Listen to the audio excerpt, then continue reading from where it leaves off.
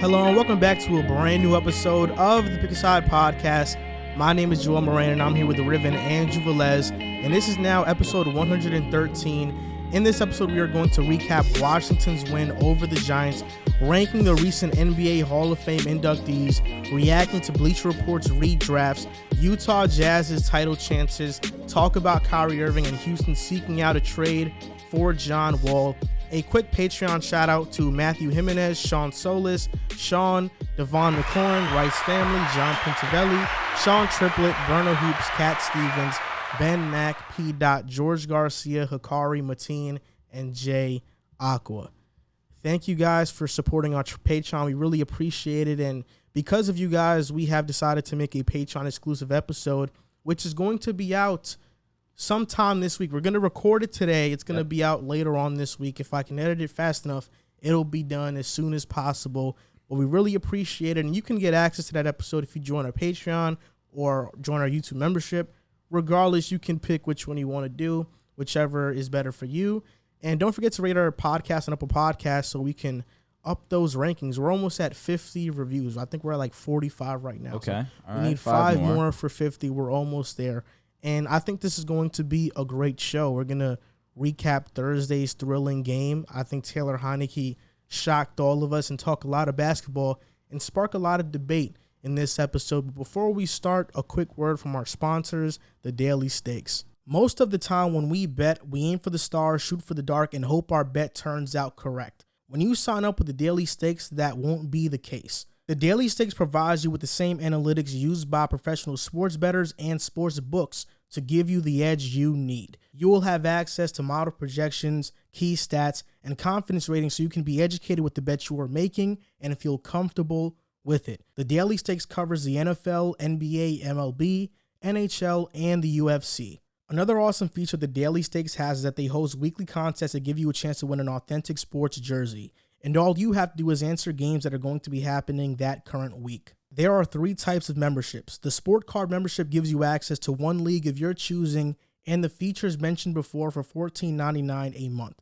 The All Sports plan gives you access to all leagues they cover, the features mentioned before, and the ability to have a one-on-one session with the Daily Stakes team to guide you on your betting needs for $29.99 a month. And if you aren't sure about which one to choose, you can try the All Sports trial, which is $6.99 a week, and it gives you all the features the All Sports plan offers outside of the one-on-one session and the ability to enter giveaways. If you are interested in any of these packages, you can get a 30% discount code when you use the code PICKASIDE at checkout. That is PICKASIDE, PICKASIDE at checkout. The link to the Daily Stakes website will be in our description box down below. Okay, and we're back. And do you guys want to get straight into it, or you guys have something to say? Feels like a commercial at that moment where you just wait and then we're back. I'm ready to go, man. We got some good topics. You have a pink shirt on. It's tough, though. It's a nice pink. Thanks. It kind of is a commercial. Every show. Yeah. It is commercial. I'm going to start popping in with a new polo tee. You don't have that many colors. Oh. Never mind. Actually, exactly. You know what? Never mind. Thank you. Prove me wrong. What colors do you have? Name it. Blue. Turquoise. In like Red. 3 colors and like 2. Turquoise. Military green. Turquoise, I actually might have. I do have. Military green. I do have. With an orange patch. Yellow. I have. Purple. Orange. Like 2. Too many. Where Purple. do you buy it? Macy's? Polo Outlet. Foreign and Some Mills. Macy's. Century 21 before it closed down. I don't know if it's still around. It's in the mall. Yeah, but I don't know if it's still open because I remember they were doing like a clearance sale. Everything's got to go. Marshalls. They got great deals. Marshalls has great Great deals. deals. Marshalls is tough. Those polo tees at the polo store, you probably get them for like $70. No, this is 25. At the polo outlet? Yeah. I mean, at Marshalls, it's usually that. At Marshalls, it's like low key, like 15, 20. Yeah, You you probably the get a deals on deal Marshalls. at Marshall, like Oh, maybe yeah. for 30 or some shit. No, like that. but at Marshalls, you get the polo, like the buttons, I hate those. for like 25. Those are like 40, 50. Yeah, I used to shop at Marshalls a lot. I don't go there anymore, though. Nah, I rep Ralph. That's my I go to guy. this African guy in the corner to get my white tees and tank tops. Paid him $3. Finesse. Gives me a very firm, very clean cut white tee and a clean cut tank top. I Okay. usually go outside with no shirt. Is it branded? It's Galaxy. So it's not branded. Nah, it's just when I go outside and I'm just thinking this is a white tee day. Yeah, you just go there. take the clean I mean, it's a tee. white T-shirt. I mean, I know polo T-shirts. I have a bunch of polo white T-shirts, but the polo sign is on the bottom right corner of the shirt. I have you can't those even see too, it. but I bought the wrong one. I bought the V-neck one, so it was kind of like I'm not wearing those. I'm You not don't a like fan of the V-necks? V-necks. None of you like V-necks? Nah, I do. I used to. I'll wear them. But I feel like I'm.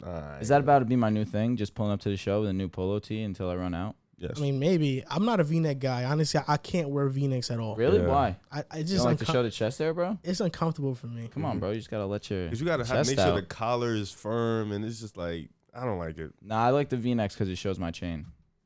You're annoying. But Why? you can just show your chain by putting your chain out. I know, tucking your but chain at the out. same time, I'm not trying to, overly This guy's really expose my Tony. chain. Sometimes it's just nice to have it out. So you think somebody's just gonna run up on you? No, not even. But people recognize me by my chain sometimes. Like where I used to work, they'd be like, "Oh, you know Andrew?" No, I don't. The guy with the chain? I'm like, "Yeah, that was me." So, I'll take it. Yeah, I can't wear V-necks. Let us know if you guys wear V-necks in the comments down below, because I think V-necks are uncomfortable as hell. But then again, I'm fat, so like V-necks don't suit me. Yo, Not even. I mean, bro, you can wear whatever you want. I just feel like I don't know. There's some clothes for fat people that just don't fit. You think V-necks are those? I think V-necks are those. I think see you why don't he see says it. you Yep. don't Why though? you don't see fat people with V-necks. You don't. You know what's funny? And Now, if you I'm do, really they're probably thinking- Dominican. Yo, Oh, that's wow, crazy. wow. But Yep. my godfather, Dominican, V-neck. he's a heavy set guy. He's lost a lot of weight. Shout out to him. But he wears V-necks. And he is Dominican. That's the only people I see. Only people I see with V-necks are like little chubby on the side Dominicans, bro. They be having a chain out and stuff like that. That's what I be saying. low key him to a T, man. Yeah, there's certain clothes. That's why when you see fat people, the go-to clothing for fat people, hoodies, always hoodies, Sweatsuits. always hoodies. When they wear like a sweater, they don't button it up. I mean, they don't zip it up. They leave it out. That's the go-to. So it's hoodies, having a sweater, a zip-up sweater, but not zipping it up and leaving it out and hanging, and also not buttoning jerseys. Uh-huh. Yeah. That's such a tongue twister. For Yeah, it me. is. It's The a double weird. T's. It's a weird word. Buttoning. Go to fit for skinny men like me. Tank top, t-shirts, tight jeans. White beaters. Yeah, it's just to show out the skin. You know what I'm saying? The skinny and the thinness. Nike Tech shorts. Nike Tech sweats, Facts. but everything has to Yeah. be tight. I mean, I'm not a went, fan of skinny jeans personally. You're a pretty thick guy. No You think homo. so? Yo, Yeah. I'll take it. I went through a transformation because I used to be skinny, and when I was skinny, my fits were. I mean, I would wear jean jackets. You were iced.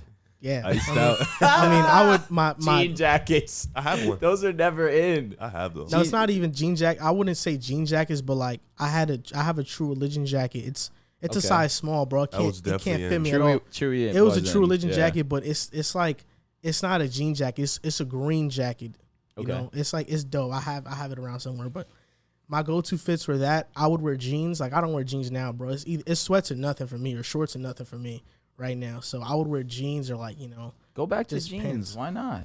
it's just hard, bro, because it's hard to go back to jeans because you got to get the width right and the height right. Yeah. You can for me, I can find the width, but the height is where I mess up. Okay. Because I can't find the width without finding like the height. It's so You just got got to go to Macy's. Just have them put the thing around your waist. Take the tape measure. Go down your leg too. You just got to figure it out. Mine's like at 34, 33, somewhere around the line. I don't know either, but I just You cannot be a 34. figure it out. Yeah. Really? And you talk about length? What are you I'm a 34. in length? Mm-hmm. Oh, what about your waist? Like a 30? I don't know. 34, 33s are the most comfortable for me personally. Do you know your length? It Or ain't, width? it ain't 30. It's probably like a 25. I was 25. You skinny bitch. I'm skinny as hell. 25 waist. Yo, Oh my OD. god. You're a Bro- snatch, Bro, bro. OD. Yo, his waist is snatched. No, bro. that's on God though. Skinny as You hell. gotta bro. start hitting the gym. No chest, all legs, bro. Bro, these is here. You know what I'm saying? Come on, bro. You Bro, gotta it's- start getting your squats up. We just went on a tangent. Let's start the episode now. Let's go. Move your And knee. a good way to start He the asked, episode. do you want to Move your talk knee. about? Listen, I'm the bigger setted guy here, all right, Move your Mr. 25. You give me the space. Bro, come on. You keep my knee. All right, let's go.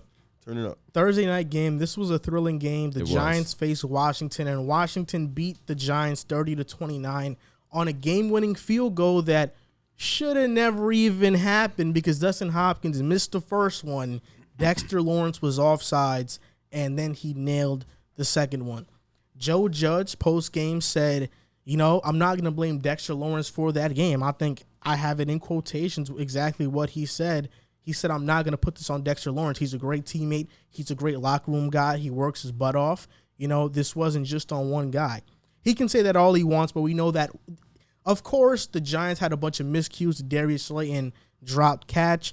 Obviously, Dexter Lawrence going off sides. And then the hold on a receiver that's slow on the depth chart that I don't even know his name on that, Daniel Jones, could have been rushing touchdown.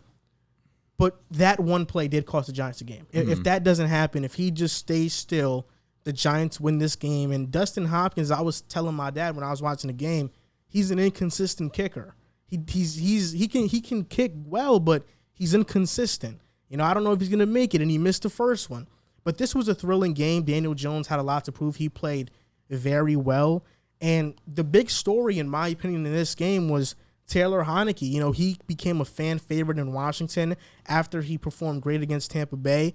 They got Fitzpatrick. He was a starter. But now that he's down, Taylor Heinicke stepped in and played somewhat well against the Chargers. And I guess the question people are asking right now, Washington fans. Last week. Oh, I'm sorry. I guess the question people are asking right now, Washington fans at least, is did they find their answer at quarterback with Taylor Heinicke? And it's such a loaded question, man. And what do you feel about just the game in general and how events transpired? I'll start with you, Drew. So I'm just going to talk about the game first before I go into Heinicke. Well, Daniel Jones played just as good as Heinicke. In my opinion, he outperformed Heinicke even though he did lose.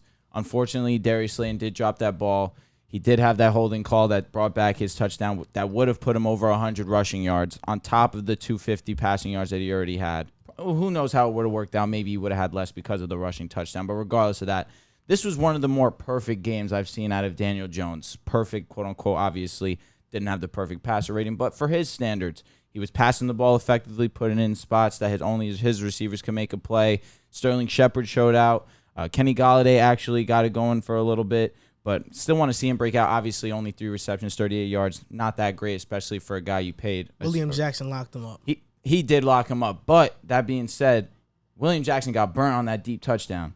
I'm blanking on who. On Slayton. Yeah, exactly. Slayton Facts. But Slayton is a burner-type wide receiver who just can get open downfield. Kenny Golladay, he had 3 instances that I counted where he dropped the ball. That's what they say he did, but it was William Jackson that knocked it loose. Well, there was one in particular that I just thought Daniel Jones lasered it in right to Galladay, hit right off his hand. Yeah, he dropped it. Yeah.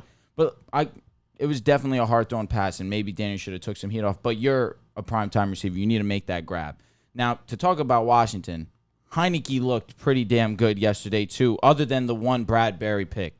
And if I'm being real, that Bradbury pick was more on Bradbury than it was on Heinicke. Heinicke made a good read. Bradbury's break on the ball was spectacular. And Bradbury was getting beat all game long by Terry. And I actually, in one of my fantasy leagues, I'm a little upset. I sat Terry McLaurin for Leonard Fournette and Jamar Chase. Well, last week, he was mediocre, and I guess that the Chargers secondary is solid. But Bradbury's like that. And last season, he locked up McLaurin. So I was expecting a part 2, but yikes, he burned me. But regardless of that, as a whole, Washington looks solid. The run game, really, they didn't really need to run that much because the passing game was just whatever they wanted they could do. J.D. McKissick showed out, another person that you can't really count out on this offense as much as we think that Gibson's going to be the guy. McKissick's still going to get his love. Logan Thomas had a decent impact, 5 for 45, not that bad. Humphreys with 7 receptions. That's something that probably is going to continue because he's that slot guy. Heinicke was making the smart play. At one point, he was 16 for 20 early in this game. But this speaks more so to the Giants' defense right now. The Giants' defense right now is not it. And surprisingly, going into the season, I had them as a top 10 defense, probably the way that they played last year. The defense carried them for a good portion of the season. They have majority of the guys that they had last year, added Adoree Jackson to this mix. And Adoree Jackson played well yesterday too, but at the same time, as a whole, this defense is not clicking. They're not really getting to the quarterback. It's allowing the QB to have a lot of time to make whatever pass he wants. The corners haven't looked all too great. Logan Ryan has been all right, making a lot of tackles, but not stopping the ball from getting to the wide receiver.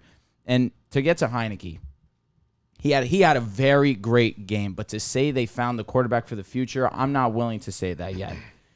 He had an amazing showing. I would give him a pretty solid showing against the Buccaneers, obviously, given the fact that he had no real preparation for the game, kind of got thrown into the line of fire, played very well, and now in his first real start in the regular season against a solid, quote-unquote, solid defense, he did his thing, throwing for over 300 yards, 2 touchdowns. And again, that interception, I'm putting it more in Bradbury making an impressive play. But to say that he found the quarterback of the future is a lot right now. I don't like the way you put those air quotations over the Giants defense. I know that they didn't play their best game, but against the Broncos too, we lit them up. They're a formidable defense. They just haven't been playing like what they should. They're a That's formidable what I'm defense. Two games into the season, I have concerns. I think Heinicke playing good against them is a credit more to Heinicke than to the Giants' bad defense. I actually had to check you on what you said because you said Terry got locked up last year by James Bradbury. Last year, 7 receptions, 74 yards. Then his second matchup, 7 receptions, 115 yards, a touchdown. But on Bradbury. I don't know what the matchup numbers were exactly. They showed it during the game last night. Okay. I don't know what the match numbers are, but I know that Terry had great games against the Giants. Here, then I'll look at while you give your. I think the Washington football team did find the quarterback in Taylor Heinicke, and it's more about. I'm laughing before you even say anything. No, I know. Last show he was. I'm not expecting anything. This guy Heinicke stinks. Because I never said he stunk, but you said you wasn't a believer. That's what you said. I said I didn't believe in him because I had to see more. And versus the Chargers when he came in, I didn't think he made too many good plays, but having a week, not even a week, a short week to really get these reps in and then go play the Giants at home. I just think there's something to say about a team believing in you and your wide receiver having as much faith as Terry does in Heinicke. Taylor Heinicke, I think, should have been the starter all year. I know Fitz was supposed to, kind of bring this team together, but Heinicke has shown that he's not just going to be an Alex Smith that's conservative in the pocket. He's going to take shots. And watching his post-game interview, watching how he interacted with fans after the game, and they had cameras on him to, showcase that, I felt like, wow, Taylor Heinicke, what a great story. I think I feel like what we all expected Taysom Hill to be is what Heinicke's going to be. People thought Taysom Hill was going to be the starter after Breeze was gone, and he was going to have this triumphant career. I think that's what Taylor Heinicke's going to be right now. 336 yards, 2 touchdowns, 1 INT. 99.6 quarterback rating. And in the fourth quarter, he played his best football. The Giants go down and kick a field goal. And then in 16 seconds, not even in 17 seconds, 56-yard pass to McKissick. Then an insane touchdown pass to Seals Jones. 2 plays, 17 seconds, and then Heinicke scores. Then the next possession, the Giants ends up as a punt because Slayton drops the ball. Washington gets it back. And I just felt like his fourth quarter was amazing. And to lead a game-winning comeback against a division opponent, I think this game was a must-win game, speaks volumes. Agreed. Chase Young, after the Tampa Bay game, was pointing at the back of his jersey and saying, this guy's the guy. Terry McLaurin doing the same thing. The fact that this entire team is rallying around Heinicke, I think, speaks volumes. I'm not going to speak on 2, 3, 4, 5 years from now, but I just think he is their starting quarterback this season. He's Fair enough. Future for them this season, and they should ride this Taylor Heinicke wave because I think it's more than just a short stint. I think it's more than just a Kyle Allen 5-0 run in Carolina a couple years ago. I think this is legit. And Taylor Heinicke, I tweeted it yesterday during the game. I said Taylor Heinicke looks like at Dane's Russ Wilson. When I saw Taylor Heinicke, I said, wow, this looks a lot like a Russell Wilson, especially that pass to Seals Jones to take that risk, to put the ball where only he can get it. Agreed. I thought that was next level special. That fourth quarter was awesome, and I do think Heinicke should remain the starter, and I think he is their starter at quarterback for the remainder of the season, and this guy has an amazing story. I can't speak enough about it. I'm going to pump the brakes on the Heinicke. I think, you saying he's going to be the future for this season. He should be the starter. I agree. I think I feel like the Tampa Bay game should have solidified him as a starter, but now this game only puts him further in that conversation. He should definitely be the starter for them. For the Giants, I think they lost this game more than Washington won it. I feel like they was in control most of this games. Mistakes, penalties, bad decisions just throughout this whole game. Like you said, Dexter Lawrence getting that offsides. That was his fault. Darius Slayton, the drop pass. Another thing that could have put them up. The penalty that led to Daniel Jones not having that big rush. That was another thing. I feel like Daniel Jones played amazing. I feel like all the mistakes was on the guys that weren't him. A lot of the mistakes was just the team being undisciplined. And I feel like, the Giants, even in the fourth quarter, even there's just the one play where, they got the interception. And I feel like in that drive, they should have tried to score. They should have really, instead of running the ball, trying to kill the clock. That's a mistake. You got to punch them in their mouth. You got to try to go put the ball in the end zone, not try to waste time. The Giants just made too many mistakes, and they've looked like a team that is a little bit lost and a little bit out of character right now. Saquon still doesn't look himself. He still doesn't look like Saquon, although the offensive line isn't helping him much.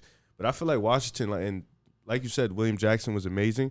The secondary needs a little bit of help, though. Kendall Fuller didn't look right. Them safeties wasn't looking good. Aside from William Jackson, you can't really say anything too good about the secondary right now. That defensive line, of course, is going to be what it is. But with Heinicke, he played great. He played amazing. And I think he should definitely start this year. I don't know what's going to happen after this year, but he has put them in a position where you talk about the Giants being a bad defense right now. Thank you. You said the Steelers would be out the top 10. I did. And they locked up the Bills. They did. And you said the Giants would be in the top 10, and they've given up big games against Denver and a backup QB from what we thought. Agreed. So I know my defense. Yeah, the Giants aren't right looking now. too hot right now in defense, but Daniel Jones, he played amazing, and so did Heinicke. You talk about the Giants winning this game more than Washington. Losing this game more than Washington won it, excuse me. I don't disagree with that sentiment completely because let's just talk about this. Giants miscues, special teams offside, which cost them the game, Slayton drop, the hold on the Daniel Jones rushing touchdown.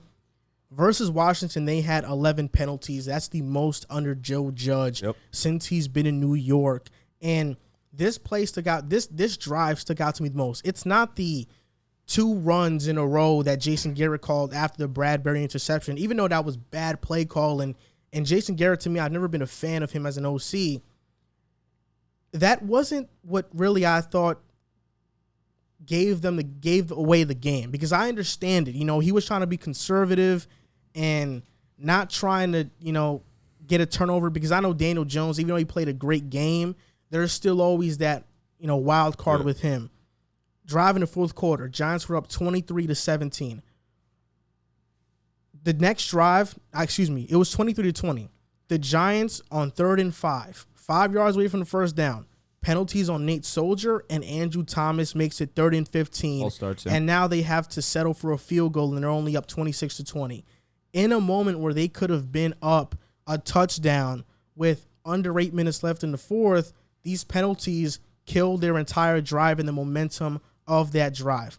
I understand what you're saying, but at the same time, after the Giants did kick this field goal and made the game 26-20, Taylor Heinicke scored in 2 plays. It was crazy. 17 seconds. At that time, at that point in the game, I was watching it and I said, I don't know if Washington can score, this quickly, and because it was with 4 minutes left. I was like, because their offense hasn't been looking that explosive the entire game.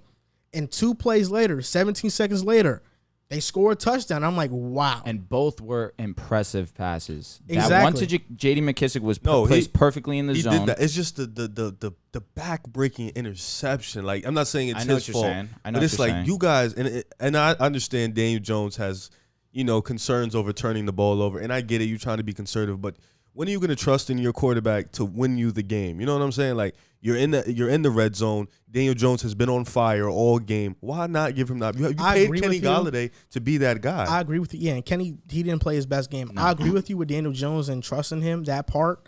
But this is Jason Garrett. Yeah. In Dallas, it wasn't until Kellen Moore took over when Dak Prescott started passing a bunch of times a game.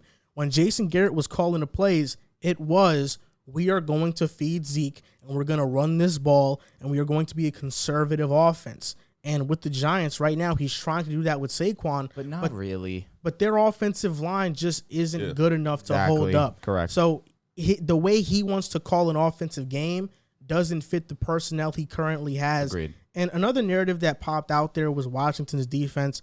I don't think their defensive line got much push last night. Chase was getting double teamed. Montez Sweat was their best pass rusher, in my opinion. And Jonathan the Allen defense, played well as well. Yeah, and the defense with St. Just, he's a young corner. He's a rookie. He's going to ease into the game more. But I'm not worried. You know, Washington last year, they had 6 games or more where they gave up 30-plus points or more. So it's not like last year their defense was this lock-up team. They had 6 games where they gave up 30 points or more. Mm-hmm. This wasn't over 30. It was at 29 points, but, you know, it's close to it. I'm not worried about Washington's defense, and I'm not worried about the Giants either. I think they have good enough personnel to keep it afloat. The Adoree Jackson, I think, did bolster their secondary. Sure. I don't know about a top 10 defense.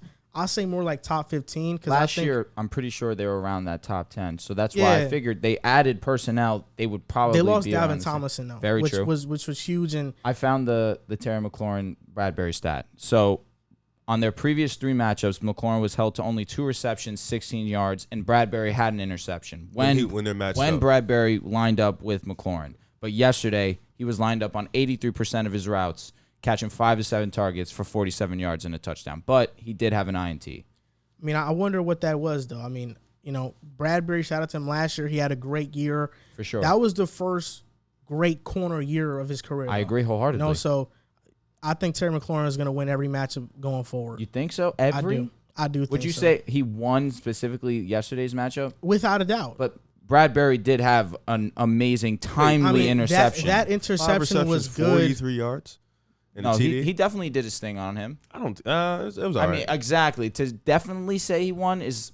I mean, no, you can say he definitely won. He won. He won. I'm pretty sure all 100 yards were on Bradbury. No, I just told you. No, he just told 47. you 5 receptions, 43 yards. Yeah. Oh, that's a lot, TD. though. That's no, a he lot. won. He won the matchup. I wouldn't say definitively, but he won the matchup. 5 receptions, 43 yards. And one of the touchdowns was he beat him. When Bradbury was playing outside leverage. And the ball was behind McLaurin. But Bradbury got a pick. Exactly. So it's like it cancels out the TD. No. Yeah, because that was in the clutch. He got the pick, but he got the pick because I believe it was just Taylor Heinicke. No, Taylor Heinicke he knew he was going with the ball there. Everybody knew that. Okay, agreed. But at the same time, you can't take Bradbury that away still from had Bradbury. an amazing. That was an amazing catch. Amazing jump I feel like on the ball. it was on the other receiver, or it was on one of them. It was McLaurin. Yeah, running into his guy. No, McLaurin ran a curl. That was it. That was the route. No, but he ran into one of his receivers that led the timing of the throw to be off. I don't think so. But regardless of that fact, it was a really good matchup between the two. McLaurin and definitely I think showed McLaurin out. won this matchup without Fair a enough. doubt. I mean, fair. I don't think Bradbury won it. I'm not saying Bradbury won it. To say definitively he definitely won. Well, I think it is that's where I have a little definitively, pushback. though. I don't know. So you think it's a tie? Not a tie because obviously. So if it's not a tie, then McLaurin won. Definitively, though, he is where I won, have but some Bradbury push. made the best play out of both of them. I think so. The clutchest play out of both of them. I agree. Team just couldn't capitalize. Another question, and we'll talk about this really quick because obviously we got a long show. Saquon, are you guys concerned at all? I'm not concerned because it's not because their offensive line has always been bad, and he still is able to do do Saquon things, but it gets to a point where you need to get some offensive line help because a running back can't do it all the time for himself. Sure. But at the same time, I do feel like it looks like he's still not 100% yet. And to continue off that, and then I'll get your thoughts too. This is his preseason, really. Yeah. So the first game we really saw him definitely ease in. Yesterday we saw him get 84% of snap counts, which you love to see. But at the same time, I want to see them give him more than 13 carries. I want to see him used in the pass game like he was to a degree yesterday, more so. Daniel Jones has always struggled seeing the checkdowns, but he's never had Saquon Barkley as his running back. Understandably, he needs to see the ball. So I'm not too concerned given the fact that obviously he wasn't a factor in the preseason training camp. He was non-contact up until the first game in Denver, or a few days before the game in Denver. Yeah. So I'm not overly concerned, but at the same time, I want to see his volume continue to increase. I think right now it's too early to be concerned about anything Saquon related. because he's easing back into the game. And For sure. it's not, you can't just turn a switch on. That's why you have the preseason. But I had this thought the other day. Well, I had it yesterday, actually. And at one point in time, Saquon Barkley was definitively the star of the New York Giants. Max Kellerman even went on First Take and said this guy can be the best running back of all time. He was a second overall pick. He got hyped up that way. And then he had an injury, torn ACL. And I think if Saquon doesn't go back to, I mean, I'll even say it. I think Saquon right now, we view him as a what if. Because when we talk about Saquon, what if he had a good offensive line? What if he didn't tear his ACL? I think about we that. view him, but let me finish. We view him as a what if. Who's another player that used to play for the Giants that we view as a what if right now? Odell Beckham Jr. Odell Beckham Jr. had a fantastic start to his career. Then his numbers and production started to dip more. Then he got injured. He was riddled with injuries. And now we view Odell as a what if. Odell used to be a guy we talked about as he's a top 5, top 10 receiver in the league. Right now, I think most people, even if he was healthy, we wouldn't put him in a top 15. You know, Ooh. I think Odell. Nowadays, he's right. Nowadays, he's right. Odell Beckham, the Giants' former star, is now viewed as a what if, and Saquon Barkley, if his career doesn't get on the right track, he will also be viewed as a what if. And that's a thought that I had. Two guys that used to be at the cornerstone of the Giants franchise and why the fans had hope are now viewed as players that, man, what if their careers could have turned out a bit different? Just because he said Odell, because I wanted to speak on Odell too. And the thing before, I had a question because we talk about not as a rookie. I just said second year he was basically he had more yards actually, 150. No, yeah, more. The start to his career was amazing. No, he said it started. But then he still the dip is where I kind of have a little bit of pushback. He did from Cleveland. But Cleveland for sure, because obviously and Baker Mayfield is Giants too. Disagree. He missed 3 games, had over 1,000 yards and 6 touchdowns. But he had a season-ending injury with the Giants. No. In 2018, he played 12 games, He played 12 games. He had 124 targets, 77 receptions, 1,052 yards, 6 touchdowns. So it's not like he had a bad season. He missed 4 games, still put up over a rack, and 6 touchdowns. With missing 4 games, that's a very impressive line.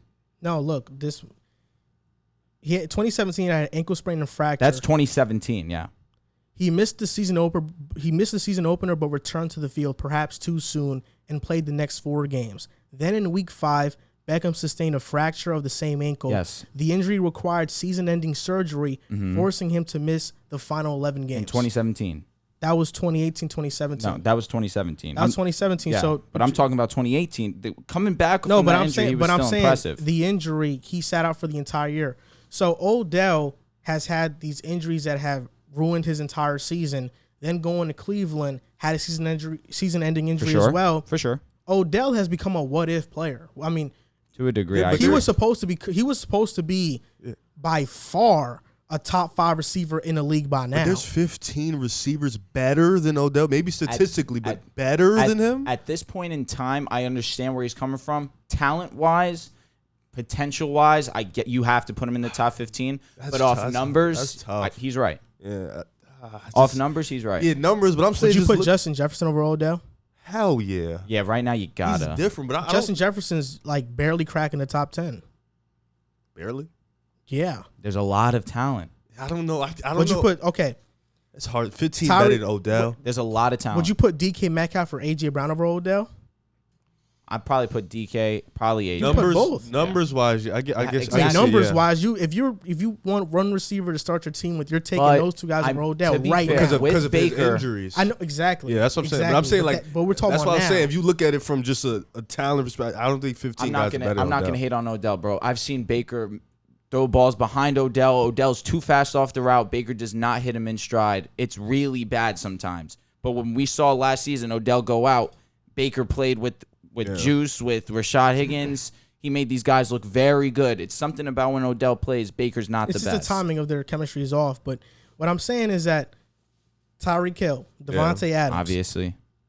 A.J. Brown, I know is not top 3, but I'm still going to mention him right here. D-Hop. DeAndre Hopkins, DK Metcalf, Julio Jones, even though he was bad. Justin Jefferson. Justin Jefferson. Just Would you thinking say Mike Evans? I would say Terry McLaurin. Mike Evans, would you say him? Chris Godwin. I will put Chris Godwin over Mike Evans, so that's why I say Chris Godwin first. Okay.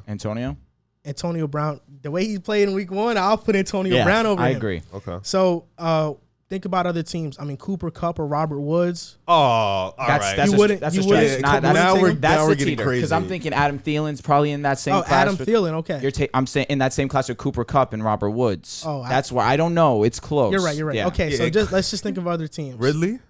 Yeah, Yeah, I would Calvin probably. Ridley, yeah. But he looked rough week 1 against. Not on week 1. Let's stop with the week 1. Just I'm just saying last season. it's 1 week. But he had 1 year. That's fair. Really had 1 year. Stephon Diggs, we missed Yeah, him. for sure. Well, we knew, but that was Yeah, That's that's an 12 obvious right one. there. So just think I about feel like he could still Keenan Allen. Yeah, you got to take 13. Keenan. I'm thinking about the AFC West right now. Mm-hmm. So I mentioned Keenan Allen from the Chargers, Denver. Tyreek. Did you say Tyreek? Yeah, I did mention him. Denver, No. Las Vegas, the Chiefs. No. Are you taking Allen Robinson over Odell? Yes. Okay. Michael Thomas. Damn, Yes. that's 15. Healthy, yeah. Wow. I can't take him. Let's see who else. That's 15. No, Dell really fell out. I mean, it's even being top 20, it's a debate. Amari Cooper. Yeah, that's 16. Odell right now on this PFF list is 18. Wow, Dell really fell off the wagon. That's what I'm man. saying. We're viewing Odell and Saquon as what ifs. Yeah, that's crazy. Damn.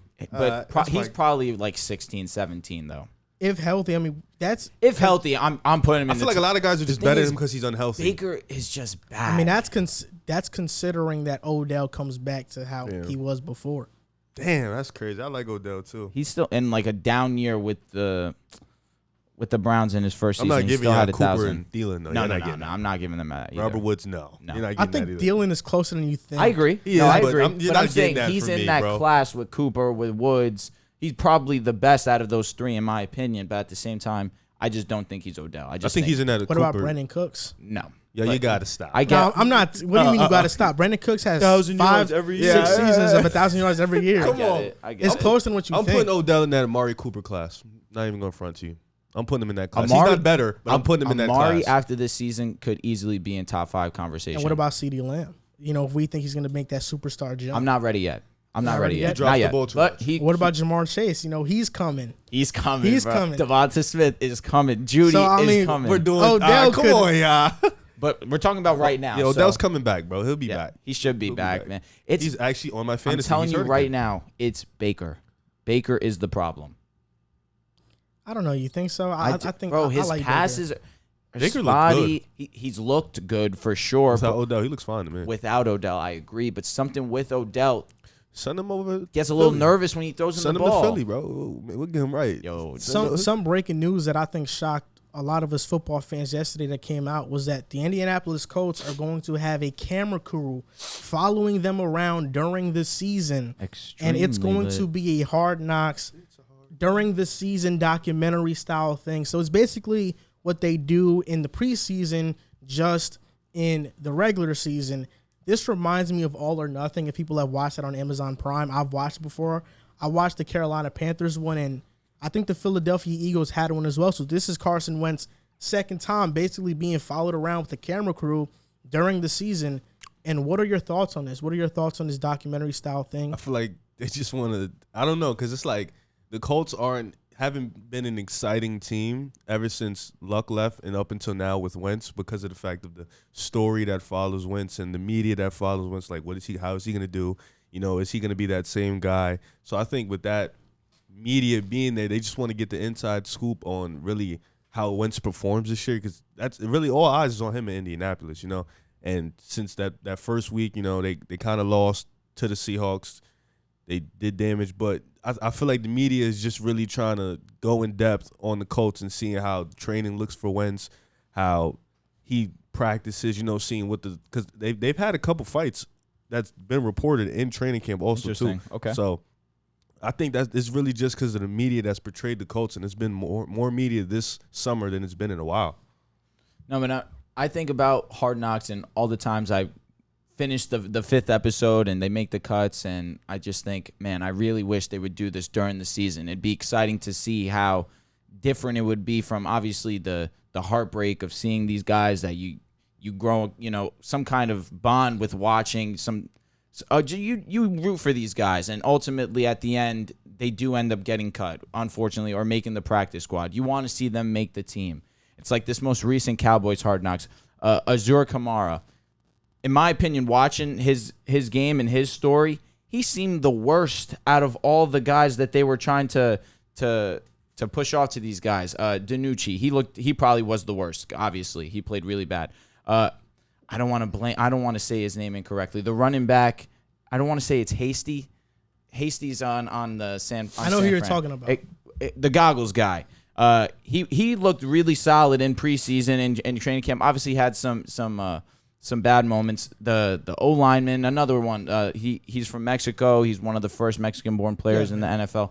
It's just really good stories that you hear, and ultimately they end up, getting cut or making the practice squad. But Azur, he looked the worst, and he was the one that actually ended up making the roster. So now you see it translated into the actual regular season. You actually get to experience the coaches and how they game plan for real games on Sundays. I just think it's a new, interesting dynamic that fans have been wanting for a while, and it's not as much heartbreak as it is knowledge and learning about the game.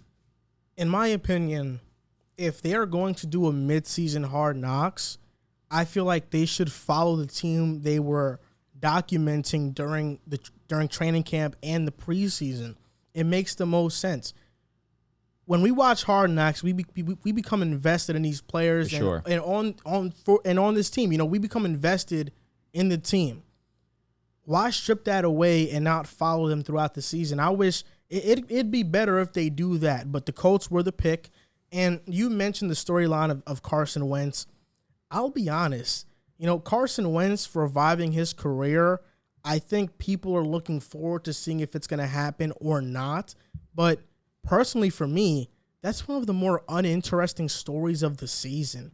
Like, if Carson Wentz revives his career, cool. If he doesn't, whatever. Like, I'm not that invested in that storyline. I would much rather them go and document the Green Bay Packers to see what's going on with Aaron Rodgers and that team. Or the LA Rams and Matthew Stafford and Sean McVay and the energy around that building. I would much rather see something like that. The Colts were an okay pick. I agree. But I don't think that, am I going to be tuning in because it's the Colts? I'm not that interested, personally. I'm not that interested. Maybe if it was Arizona with Kyler Murray and D-Hop and, these great explosive players, I would be more in tune. The Colts, I'm not that interested in it. I'll probably watch a couple episodes, but I don't think I'll be really invested in it. To compare to what you're saying about, the team choice and it could be better. They chose the Raiders, and I watched all 5 episodes. The Raiders aren't the most interesting team, in my opinion, right now, storyline, team-wise, but player John Gruden's personnel-wise. entertaining. He is entertaining, and obviously learning the game from John Gruden's perspective, seeing how he calls an offense is entertaining. But it's not a team like you mentioned. The Cowboys was an amazing choice. You said oh, my God. Tell me the teams you just named. Obviously, I'm just blanking right now. The Rams, Packers really would have been good. Cardinals would have been solid. Even the Ravens would have been solid. The Seahawks. Seahawks would have been really good, too. Even the Bears and the Justin Fields thing going on there. That would have been amazing. There's just a few other teams that right now are more intriguing to the regular fan. But I like the decision to give us this in-season perspective. Colts are going to be an interesting team to show us too, because we really don't know. A regular fan doesn't know too much about what's going on in the Indianapolis locker room or what's going on with the team as a whole. So it'll be good to learn some things about the Indianapolis Colts, but there could have been a better choice. With Hard Knocks, they documented the Cowboys in training camp and preseason. The Cowboys have been on Hard Knocks 2 times before that time. Each of the times they've been on Hard Knocks, they have not made the playoffs. So DeMarcus Lawrence being out, losing Lyle Collins for a couple games because of suspension. Mm-hmm. I'm just saying the Cowboys probably not going to make the playoffs this year, and Philadelphia is going to make it. Hey, Washington with Heinicke look really good, man. I get it, but he's not Jalen Hurts. Well, we got Niners this week, man. It's going to be a close game. You're all in on Hurts? I'm all in on the Eagles. I like Hurts. I don't think he's like a top quarterback or he can be that, but I like Hurts. He's a good leader. And you're toast on the Giants? I'm done with the Giants, yeah. Fair enough. Yeah, I mean, my team this year are the Eagles. Okay. Last year, Last year in the know. NFC East, You fell off. it was Washington. Who fell off? You. Why? On the Eagles. I think we're gonna be bad. You said the Cardinals were your team this season. But I didn't say the Eagles. No, the Eagles are still my favorite team. I'm saying the Cardinals. When we were talking about who's our sleepers, I'm saying the Cardinals. Likely story. I mean, last year I picked Washington when everybody was like, "Oh hell no!" You know, I said Chase Young, they're gonna be a top defensive line in the league. They did that, made the playoffs. Alex Smith, my guy, comeback player of the year. I love Alex Smith. Cried during his documentary about his leg. That shit hurt me. Yeah. And get a grip. Bro almost lost his leg. Have some sympathy, bro. That was a. I have to see it though. It was I didn't see it traumatizing. yet. Nah, you don't need to see it. It's called Project 11. It's really a lot. I want to see it. All right. Alex Smith, That's man, gruesome. he's a warrior. I be at work like 16 hours. I need stuff to watch. So No, it's definitely an interesting watch. And then this year, my team is the Eagles. Everybody slept on the NFC East. The thing about that division is that, or even football, every year there's a team in a division that goes from worst to first. Every single year in football. Who was it last season? Because I don't. Washington. First? Oh, you mean the division? Yeah. I understand what you're saying. Okay. Washington. Yep. I think Washington was that last year, and 2 years before that, San Fran. Yep. You're right. Yeah, for So sure. every year, a team's went from worst to first. Yeah, I understand. So Yeah. this year, it's going to be the Eagles. Were they? no, we were before last year. We won the division 2 years in a row. Giants also were last in that division last season. No, they weren't. Because they were. Giants had a better pick. year before. Oh, you're 100% right. Because I forgot the Eagles traded back. Giants and then came they in traded second, up. Cowboys Yep. third, Eagles fourth. Yeah. So that would be worst to first. So yeah, Philadelphia. Fly, Eagles, fly. Better hope because we got Niners, Bucks, Chiefs, Panthers. Our Next upcoming four. games. Listen, I Next think four. I Stop. picked the I mean, you Eagles can to win you today- can this win the week. division at 8 and 9. No, I know, but those four That'd right be there. crazy.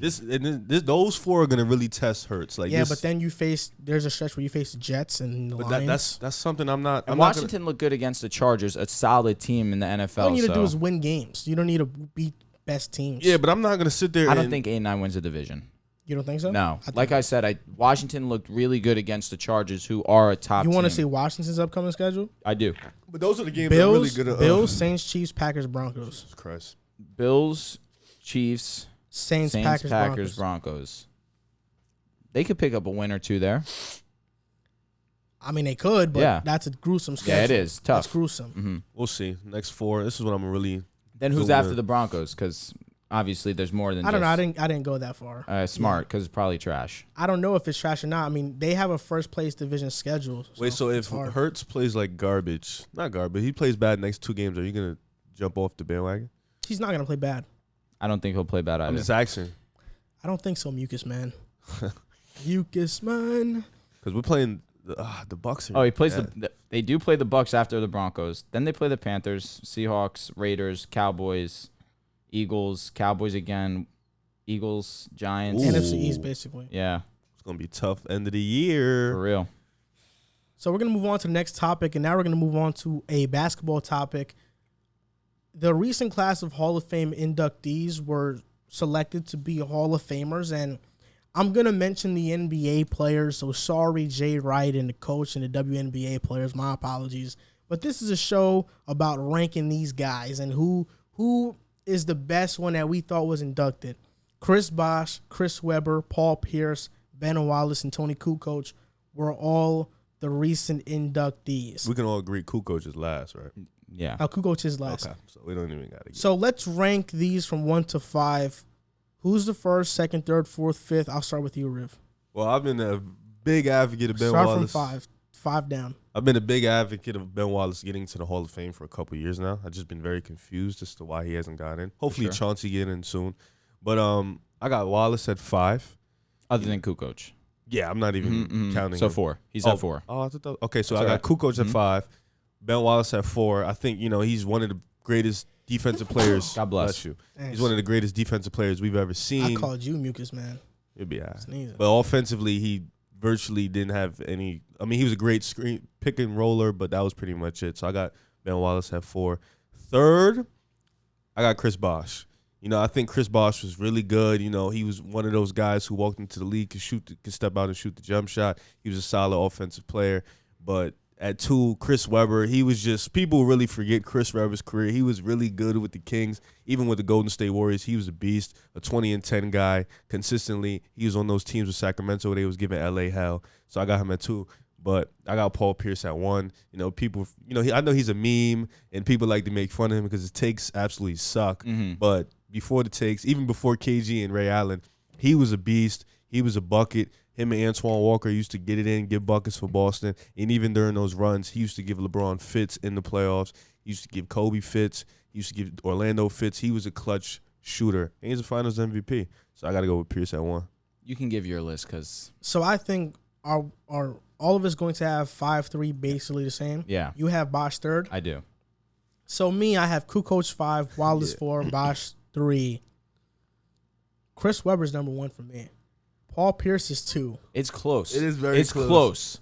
Chris Webber is number 1 for me. And before I go on to it, Ben Wallace, 4-time Defensive Player of the Year, 6-time All-Defensive Team, 5-time All-NBA, 4-time All-Star. A year he averaged 15 rebounds per game.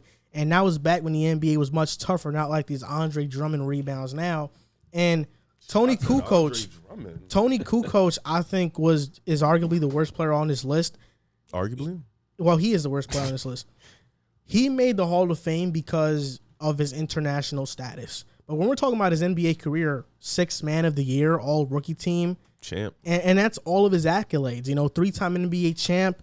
His best season came when he averaged 19 points per game after the Bulls won their 3rd championship. When Jordan left. Exactly, and the Bulls finished 13-37 that year. Kukoc was, I don't know why he made the Hall of Fame. You can't tell the story of the NBA without him because he played for the Bulls. But realistically, should he have made it? I don't think so. I'm kind of pushing back on that. But shout out to him, international player. He was great overseas in Croatia.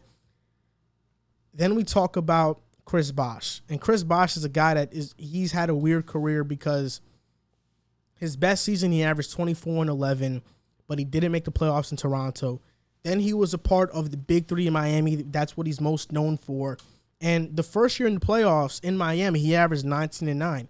He looked like a great player, but then years after, he became much more of a defensive-oriented big man. He averaged 14 points per game in those playoff runs. 11-time All-Star, 1-time All-NBA, 2-time NBA champ. Is that really a Hall of Fame career?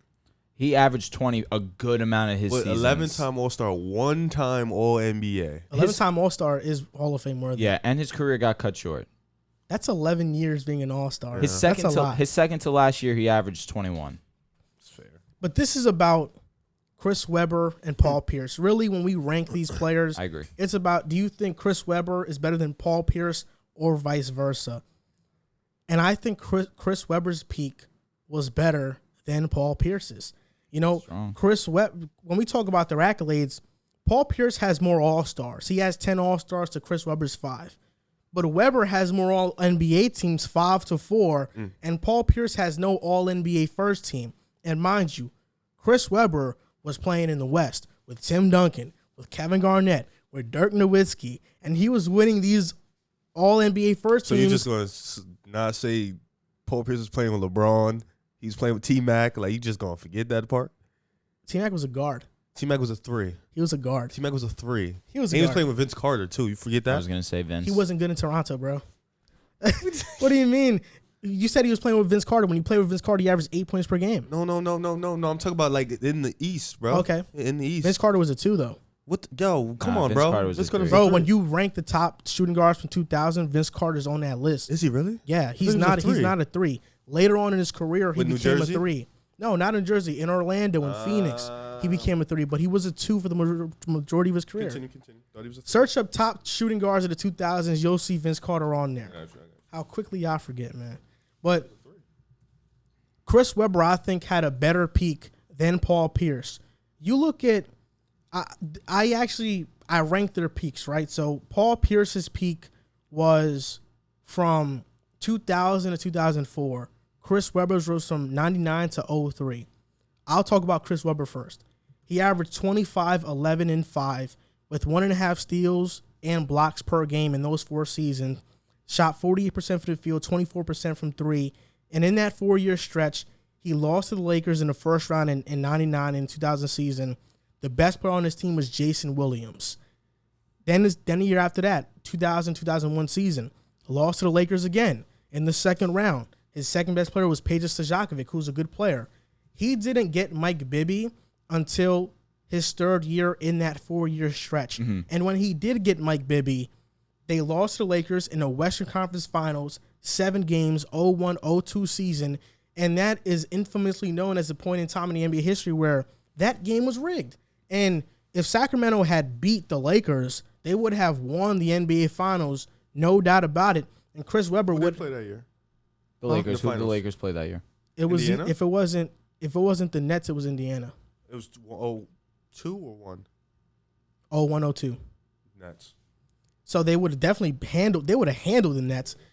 And Chris Webber would have won a championship after beating a juggernaut Lakers team. And then that last year, they faced the Mavericks in 0-2-0-3 and lost in the second round. Paul Pierce's best 4-year stretch, he averaged 25, 7, and 4, 0.7 blocks per game, 43% from the field, 35% from 3. He missed the playoffs in 2000 to 2001, made the ECF in 0-1-0-2, and lost to the Nets, and Antoine Walker was the second best player, averaging 20 points per game. Lost in the second round in 2002, 2003, and lost in the first round in 0-4-0-5. To be fair, Paul Pierce's teams were trash. Outside of Antoine Walker, when he started to dwindle down, his best players were Ricky Davis and Chucky Atkins. They were trash. But I just think when you talk about Chris Webber, the way that he transcended the power forward position, he not only was a guy who can give you 25 points per game a night, along with 12 rebounds, but he was somebody that was probably one of the better high post players in NBA history. And the way he can pass out of the post was next level. He was a point guard playing the power forward position. I think he's one of the first guys, outside of a few, of course, that I'm missing, like when we talk about the Grant Hills, who transcended to position playing point forward, Chris Webber was a part of that category of being a guy who can be your forward, who can be your big man, but can play the point guard. He was averaging 5 assists per game in his peak. And I tell you that, I told you that Chris Webber has 5 All-Stars to Paul Pierce's 10. Chris Webber missed, he didn't get inducted into the All-Star game like 6 times when he averaged 20 and 10. So realistically, Chris Webber should have been an All-Star multiple times because he was fantastic in Golden State. But Sacramento really changed his career. Now was the peak of his career. But in my opinion, I'm going with Chris Webber. I think, of course, Paul Pierce, because he played for the more storied franchise and he had a hell of a career. He's more of a big name. But I think Chris Webber at his peak, if I'm building a team, Pierce or Webber, I'm taking Chris Webber. I want to double down. Pardon me. T-Mac and VC were actually 2 guards. I know they were. I apologize. So I look crazy. My bad. This is tough. It's kind of like pulling straws. They're pretty similar in the sense of both were really great defenders. Webber has the advantage of defensive rating by 1. Okay, thank you. But it's very close. Webber's 101 and Paul Pierce is 102. Obviously, Webber gets the edge rebounding-wise. He was the bigger guy size-wise. But then, obviously, Paul Pierce was the better shooter. At one point in time, Paul Pierce was the king of the three-point shot, all that. But he was really solid. The reason why I lean Paul Pierce is because he got his career going earlier, in my opinion. Paul Pierce, it took him 3 years to average 25, basically 26 points per game. From year 2 to year 3, he took his points per game up 6 points. On top of all this, he was leading a terrible team. He would make the playoffs, but he was never really a real contender because his team was not that great. So obviously, maybe you could say that he averaged more points per game than Chris Webber did because he was asked to do more because his team was not good. But Chris Webber was still the best player on every team that he was on. He was still asked to score the basketball. So in that sense, I still give the edge to Paul Pierce because obviously he averaged a few more points, and I think he was more dynamic scorer than Chris Webber was. And in the year that Paul Pierce had won his championship, obviously they stacked the deck with KG, Ray Allen. That's an all-time great team. But he was still the Finals MVP. As great as KG was, as great as Ray Allen was, Paul Pierce left his impact on that series, and he was chosen to be the Finals MVP. So in terms of the two of them, it really is close. I can't disagree with your logic, truthfully. If you have Webber, I'm not going to say you're ultimately wrong. I just think I lean Pierce. One, he got the title. He's a bit more dynamic as a scorer. And when he was finally given a team to compete, he won. Pierce went on one playoff stretch, right? I'm looking at his playoff stretches where he averaged 27, 9, 7, 2 steals, and a block. And what year was this? This was 02-03. Yeah, man, he was different. And 10 games in. Another thing about Paul Pierce, he was clutch. Say what you want about him. He would hit tough game-winning shots. He is one of the more clutch NBA players of all time. He has the signature quote, "Hey, you call bank, I call game." He was like that. I mean, these two guys' careers just remind me of what do you value more, peak or longevity? Agreed. But at the same time, his entire Boston career, he was like that. I think he averaged 20 every single season. I could look. It's not 20. It's like 7. His last 2 years, 4 years in Boston, he averaged a point or two under 20. Yeah. The last 2 years, he averaged 19.4 and basically 19. 18. Exactly.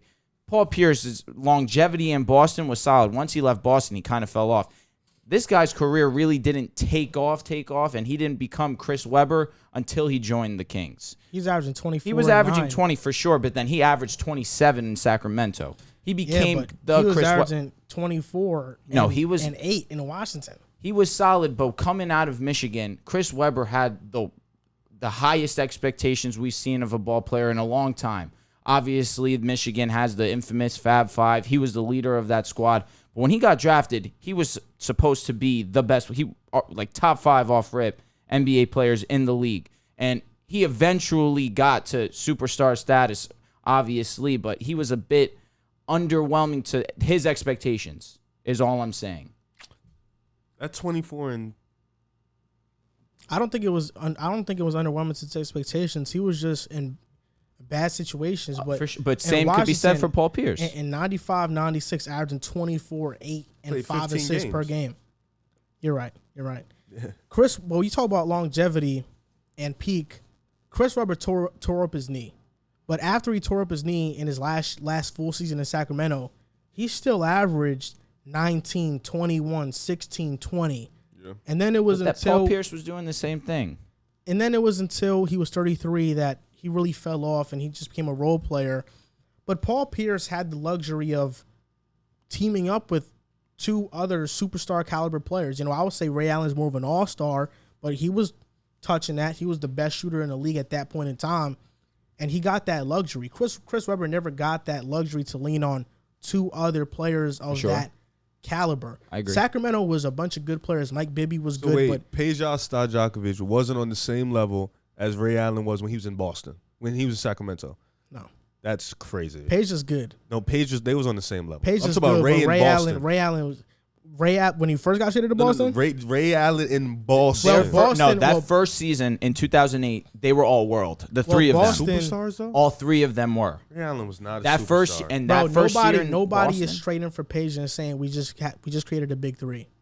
That's fair, but I wouldn't say he was a superstar. But they also did give one of the best dynasties of all time a real run. And like you mentioned, if the game wasn't rigged, who knows what happens? Yeah, but I'm saying that Sacramento had a bunch of good role players like Peja and Mike Bibby and Hito Turkoglu. They had a bunch of good role players, but they didn't have any real like all-star, even pushing all-star caliber, superstar caliber type of player. Mm-hmm. When we're talking about Paul Pierce and Chris Webber, really, I'm going to compare them to 2 current players today. It's really about, would you take Nikola Jokic or a Jason Tatum? Would you rather take a Jason Tatum who could score 26, 27 a game, or would you rather take a Nikola Jokic who can run point guard from the high post, from the top of the key? That's a little difficult for me because both these guys were excellent defenders. And the new era of the NBA would gear towards Tatum. Yes, I agree. You think? A dominant wing, yeah. With that type of size. I say Nikola Jokic off of basis of play I style. get what you're saying. But Chris Webber, he has similarities to Jokic in terms of how he passes off the high post. But Chris Webber was a wing. I mean, 6'8", 6'9", he can slash to the basket, but he was also a phenomenal passer. For sure. So and plus he plays great elite defense. For sure. So Chris Webber would have been a step above, above like a Jokic in terms of just the things he can do. He can do more and impact the game in more ways. Yep. So it's really about, if you want an excellent scorer, well, Pierce was a good defender, but an excellent scorer and defender, or do you want an excellent scorer, rebounder, passer, and defender? But then, like I mentioned, obviously he gets the rebounds, but then Pierce takes the shooting, and it's like easy. It's as close as it gets. You're pulling straws, like you mentioned. I mean, Weber averaged more points, rebounds, assists, steals, and blocks per game. Career-wise, because he had the longevity towards the end, and Paul Pierce. And in the playoffs, points per game is identical at 18.7, and Pierce only beats him in steals. And Pierce also has a Finals MVP to his name too. Yeah, but it's about getting to the finals. Like exactly, if Pierce had to go through those LA teams, he wasn't getting there. I mean, he couldn't beat the Nets. And I'm saying like he had to form that team, and they only won in that 08-09 season. They lost to Orlando the very next year in the ECF. I mean, yeah, but they were hurt. And then the next year they went back and lost. And then they played the Heat in they the lost ECF. In 7 and lost. But I'm saying they're getting there. They're getting there. I mean, Weber and them got Kings, there one time? And they had to go because the against Kings ran in one of the best big threes ever. Because the Kings ran into the Lakers, who won the championship every year in the West. You know, fair. Boston, they were supposed to win more than one championship. Them just winning one championship was a disappointment. Yeah. If Chris Webber would have had a Ray Allen on this team along with I'm trying to think of a great point guard. Like if he would have had who was a great point guard for Boston? Let's say in the 2000s era. Let's say great Webber at that moment. Nah, no, wait, but 09 he was like that. Nah, I wouldn't say Rondo. He's more Rondo. like I mean, he wasn't that much better than Mike Bibby. Rondo's a complimentary guard. Yeah. But at that time, Rondo was like that. At the time when they won the ring, Rondo was not much when better they won than the Mike ring. Bibby. No, I agree. Even at Rondo's peak, he was a tad overrated. Eesh, I don't agree with that. It's because you want to pump the. Never mind. Go ahead. Talking about Sacramento. Let's say like Chris Webber had Ray Allen on his team, along with like a Rashard Lewis or even a Darren Williams. Mm-hmm. Like, you know, how great would that team be? Like, they would win championships. You giving him Darren Williams, yeah. Yeah, I mean, Darren Williams. You talk about. I mean, Paul Pierce, Chris Webber cancel out.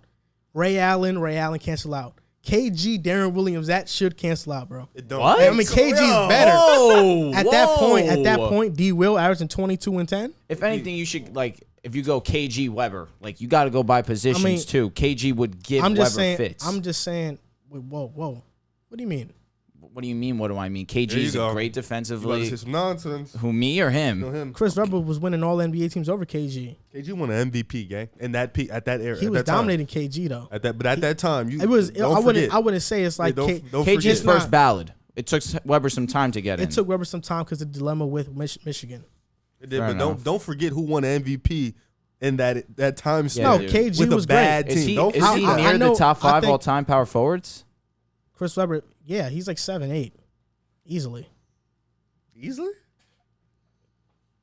I mean, it depends if you want to really go into eras and stuff. Charles. Would you take Kevin McHale over him? I'm not acknowledging that. I'm saying TD Charles. We gotta acknowledge that. Come on, like TD Charles, Dirk, KG, Giannis. We said Giannis was better than Webber. Yeah, Giannis is there.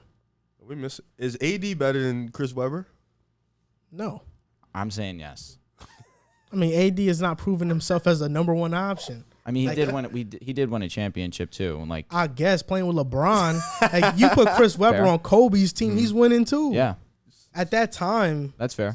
So would you put Chris? You wouldn't put Chris Bosh over Webber? He has two rings with LeBron. Fair enough. But AD showed out. AD was the clear. Would you say Webber's like an AD? Similar. Yeah, very. Similar in that stature. Instead of like a joke, it's more like an AD. But who's better defensively in your opinion? I don't think AD's the passer Webber is though. Like this. That makes sense. I don't think AD's the passer. I mean, AD's not the passer Webber was. But AD has better ball handling. I'm just saying. To counteract your point, I'm just saying KG and Webber is an evenly matchup at that time in the 2000s. Even I wouldn't say even because KG's so much better defensively, but offensively. I mean, we could just search up their head-to-head stats because they have that. So it is close, but you got to give the edge to KG. I'm just saying if you gave Webber an cancel, I just don't think they cancel. If you gave Webber an elite level point guard, I didn't mean Darren Williams and KG cancel. I meant what position did Bibby play? He played point guard. Okay, so then, elite. But Bibby wasn't elite. He wasn't. He had a great stretch, but he really wasn't elite. He was more of a shooter than anything. Yeah. If they got D. Will who can run the pick and roll with Webber. What was Stojakovic averaging? 20. Putting up what Ray Allen was putting up. In Boston. So he needed. What more did he really need? Just not running the. Exactly. He ran into one of the best teams ever. Yeah, but Peja, even though he averaged that, he's not Ray Allen, bro. Like, he's not Ray Boy Allen, bro. can shoot it. Nah, He can shoot, but he's not Ray Allen. No, I agree. Oh, I agree. He's not Ray Allen. I Like, agree. I love Peja, but he's not Ray Allen. Let's compare those seasons. Let's say Look, 1999. I pull up Ray Allen stats. Pull up. No, I'm not. I want to compare. I mean, Ray Allen, his peak was averaging 25 with the Supersonics. He was, and in that 2008 And in Milwaukee, season, he made the ECF, but lost to AI. Oh, it's close because that 2008 season, Do you have the headset? Ray Allen matches, averaged bro? 18.2. Right, but I wanted to do a certain group of years. So from 2000 to 2006, KG and Chris Webber averaged the same amount of points at 23. I'm rounding everything, just letting y'all know. Same amount. No, KG averages one more block, 2 to Chris Webber's 1. Chris Webber averaged one more steal, his 2 to KG's 1. KG more assists, KG 3 more rebounds. So similar in statistics. That's interesting. I mean, Chris Webber was like that, bro. I'm not saying, but who's denying that? Nah, you said KG would dominate the matchup. I didn't say he would dominate. I said KG would win the matchup because KG's a better player than he is. Well, advanced You didn't stats, say just KG dominates I the did. matchup. You just, Advanced stats, KG dominates the matchup. It's 2000s, bro. We're not using that. but you just said you could look it up. Why not? No, because bro, 2000s analytics, nobody was caring about that at that time. Playoffs. KG, 1 more point, 1 more block, same amount of steals, 1 more assist, 5 more rebounds. So similar numbers in the playoffs. But Chris Webber. Yo, am I tripping or did Drew say he would dominate the matchup? Riv said that. Wait, what? KG that. versus You Webber. said that. I didn't say dominate. No, I feel like you did because if you just said win, I wouldn't care. Chris Can't- Webber no. played 18 more playoff games from 2000 to 2006. 18 more He playoff was on a way better team. Regardless of that, to really like push back, KG's better than Webber. Like it is. He is. So you think if KG was on that Sacramento team, they would make the finals? There's he made a chance. the WCF bruh. with, he Yeah. made the WCF with bums, bro. There's a Like, chance. That was a bad team. Yeah, there's a chance. I don't know though, because Shaq was just so dumb. And they cheated Yeah. him I mean, regardless. That's facts. Latrell Sprewell, Peja cancel out. Latrell was a dog, bro. But I think especially in Peja Minnesota? he would have fit more. I mean, Latrell was just a defensive nightmare too, though. I mean, regardless of anything, Sacramento got cheated. So KG probably would have got cheated Who was the on same that? way. Sam Cassell, Yeah, that was Mike Bibby, and him are not far off, Nah. especially at that time. But that was it though. But Sam Cassell, Latrell Sprewell, That was it. That was legit it. and they, Sacramento had Bobby Jackson and Hito. Doug Christie. He was All I'm saying he is was a young player at Bibby the was time. averaging 21 with the Kings, 20 with the Kings, basically 18.5. Bro, he was nice. Mike Bibby. What was Sam Cassell averaging? Was he averaging this? He was just more of a floor general than Mike Bibby. He was a defensive guru though. Sam Cassell locked up, bro. I mean, Mike Bibby is like, okay, for example, a current player that I could compare to Mike Bibby right now is Jamal Murray. Mike Bibby is what Jamal Murray is right now. And that's pretty solid. No, yeah, it's solid, but it's like That's a firm comparison. Yeah, and That that's was but dope. It's Jamal like Murray's between- mad good. it's like between, do you want Jamal Murray or think of like a defensive-minded, rugged point guard in the NBA right Drew now? Holiday. Would you want a Jamal Murray or like a Kyle Lowry? Yeah, not Drew Holiday. I don't know. So, but that's what I'm wondering. But I'm not saying Sam Cassell's Kyle Lowry, but he's Like similar. that. Similar. if you mold. could let me know the points that Sam Cassell, if he averaged 15 to 14 points and he was this defensive type player, I'd be more inclined to say okay. But Bibby was averaging 20. Yeah, Cassell in 03 averaged 20 That was and 7 assists. You gotta remember, Okay, wow. Sacramento was a I didn't- high volume I'm- offensive team. True, very true. Yeah, Very Sam Cassell high. averaged 20 and 7 in No, very Minnesota firm, in yeah. 03. 17 very in the firm. playoffs. Oh my God, this team And he was like that defensively. it was four then of it- them. So it's you're right. basically like, It's would pretty you, close. would you rather want a Jamal Murray or a Kyle Lowry? Fair enough. That's Kyle really Lowry. kind of what Fair it enough. is. And you would rather Kyle Lowry. It depends on the team, It I would- like no, Lowry, agreed. but, yeah. But yeah, yo, that's a good comparison, right? The Yeah, Jamal Murray, Mike Bibby. that was really good. I was watching like old school Sacramento games, and I said, yo, Mike Bibby, the way he comes off the screens, because basically how Jokic and Jamal Murray play right now, that's how the two-man game with Sacramento between Webber and Bibby was. It was Bibby coming off the screens and wrapping around and shooting. It was very similar to that. So Yeah, that's Okay. a great, and that era was tough. Definitely. There's probably going to be a couple casuals in there talking about don't ever compare Mike Bibby to Jamal Murray, but Mike Bibby was tough, and that's a really great comparison. That was tough, bro. I gotta give you credit for that one. That was tough. Thanks. Appreciate it. Now we're going to talk about some Bleacher Report redrafts. So they released redrafts for 2016, 2017, 2018, and 2019.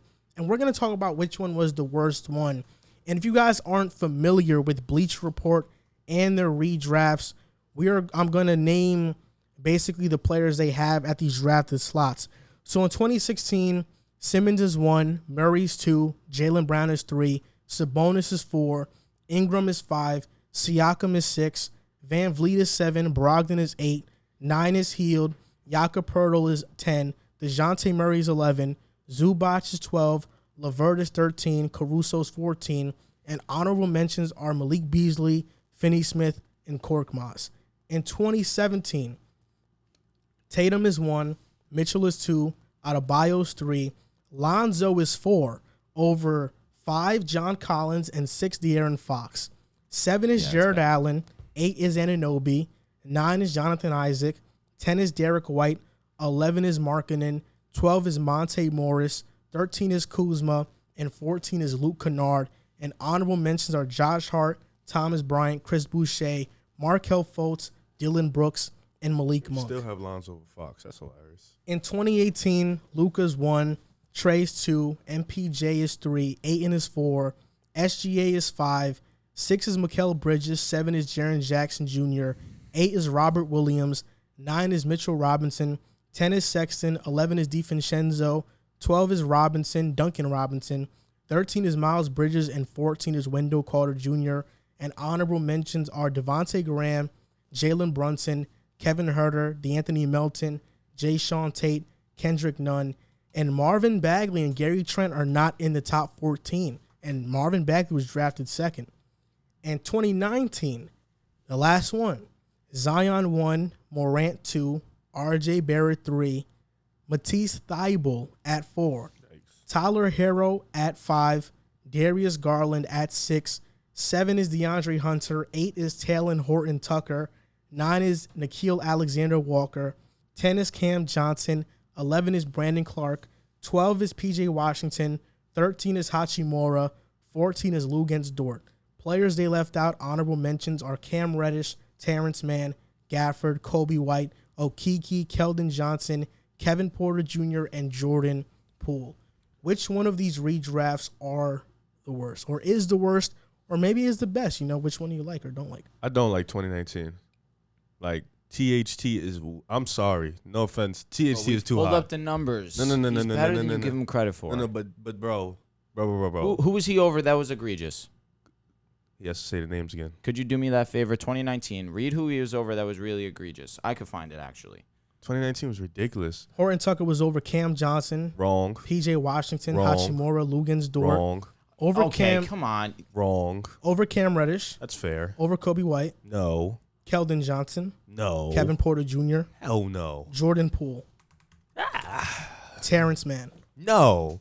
Come on, bro. THD. What has THD done? You're going to make me pull up the per 36? I don't want to hear about the per because that's if he plays 36 minutes. I don't want to hear about that. He's going to play 36 minutes That's this it, season. but we don't know what he's done yet. We're talking about what he's done right now. I'm telling you, he's better than you give him credit for. But go But ahead. you think he's going to play 36 this season? I mean, why not? He's going to play a good amount. 36 minutes is a lot, obviously. You stretched it. Yeah, Well, Stars don't even play 36. That's cap, but... No, they don't. Not a lot. Well, Giannis plays 30. But that he's a rare breed.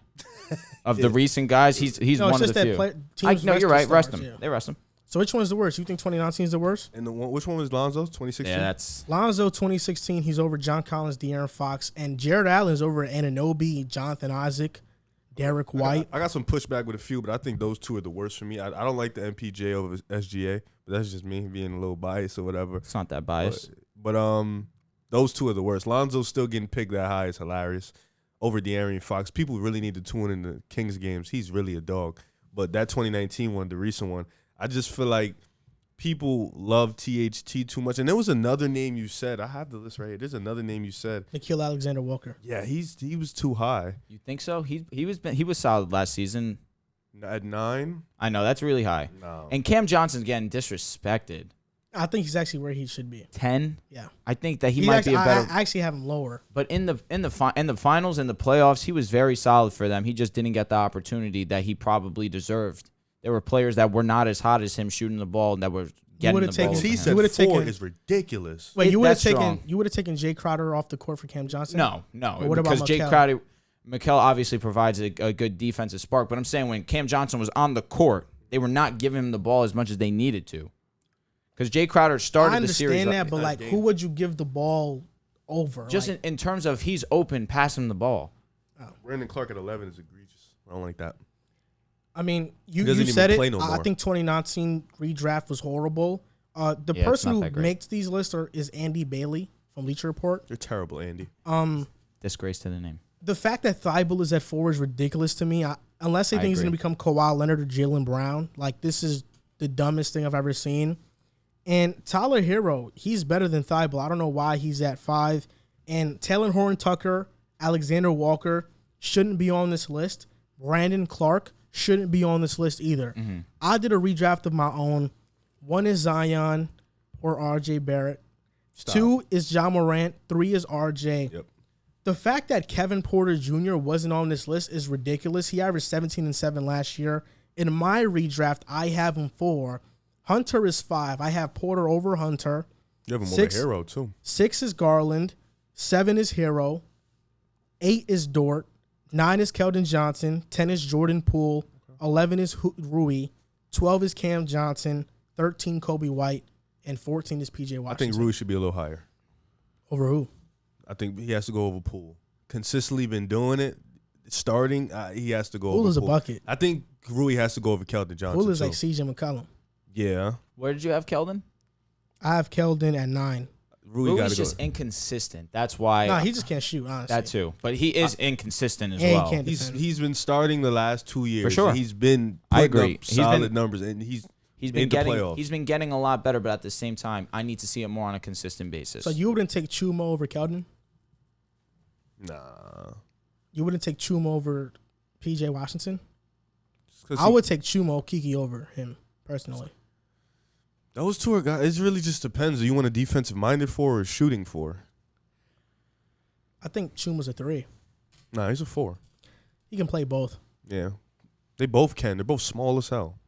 But Chuma can shoot and defend. I don't know. Chuma's a weird. He's a weird player. He only played because everybody got hurt. So it's like, and he showed a good amount. But PJ, who's been on the Charlotte, he's a part of what they do. Like, he's a part of that environment, that foundation, and he's a really good player for them. I don't know. That's really an either or. I honestly think 2017 was bad too, because I was gonna say, that's my least. I think Tatum and Mitchell. Would you put Tatum over Mitchell? I'll go Mitchell 1. Mitchell 1, okay. I mean, I think Tatum 1. I'd go Tatum 1. The fact that Fox is at 6 behind John Collins and Lonzo Ball, I don't think it's about tuning into Kings games. I think it's about overrating Lonzo Ball. And I've said it on this show before, and I say it time and time again. John Collins is right there. Lonzo Ball is the most overrated player in the NBA. He's a utility 3-and-D point guard, yet people think he's this superstar guy. I mean, in Chicago this year, we're going to see it. Everybody says, it's the situation with Lonzo. It's this and that. Lonzo just had a career season being in that awful situation that everybody loves to talk about. That's what he is. He's not a star. Like, Lonzo... Isn't that credit to his name, though? Wouldn't you say that's credit to his name? In a bad situation, he just had a career year. I don't think it was that bad of a situation people think it was. Okay, see, that's fair, then. It was a bad situation for Zion. Really? And for Ingram. Not for Lonzo. I think Zion was actually the point forward of the squad. He was actually facilitating the offense, and we saw him improve vastly once that happened. He had no spacing. But he's not going to have Lonzo spacing wasn't that until problem, exactly. That's not his fault. Wait, what do you mean? The spacing part. Lonzo wasn't that problem. Yeah, that's not on him. You guys are missing what I'm saying. No, you said Zion had no spacing. That had nothing to do with Lonzo. But that's the bad situation that Zion was put in. Alonzo was put in a situation where... But I'm asking, what you're saying that's a bad situation on Zion. What really bad spacing did he have? They had Eric Bledsoe and Steven Adams starting. Well, obviously, Steven Adams has no choice at that point to start in the lineup, though. So then that was a bad situation. You said it wasn't that bad. Not for Lonzo. Because saying for Zion and Ingram, they're handling the ball the majority of the game. Yep. Lonzo's getting open looks. He doesn't have to worry about being the main guy. Zion is doing all the work. And Lonzo's just shooting open threes. Alonzo's not, he doesn't have that pressure of putting the offense on his back. That's Zion. And Zion still had a historic, efficient season. Lonzo just had to catch and shoot threes, and that's what he's going to do in hit him, Chicago. though. No, he hit him. Man, that's good. That's credit amazing, to him. yeah. But that's what he's going to do in Chicago. You think they're going to put the ball in Lonzo's hands over DeMar or Zach LaVine? Hell no, they're not going to do that. But do you think that he's not going to facilitate the offense? Listen, I have the 2017 class is my least favorite draft out of these redrafts for sure. I think that you need to take De'Aaron and John Collins both over Zoe. But regardless of that fact, to defend Zoe in this situation where you have LaVine, who obviously can score with the ball in his hands if he's the primary ball handler. You'll live with that. He's the best player on the team. But you're not going to expect Zoe, who just got this type of money, to facilitate the offense to Vucevic, to DeMar DeRozan. DeMar DeRozan can facilitate the offense. DeMar just got more money.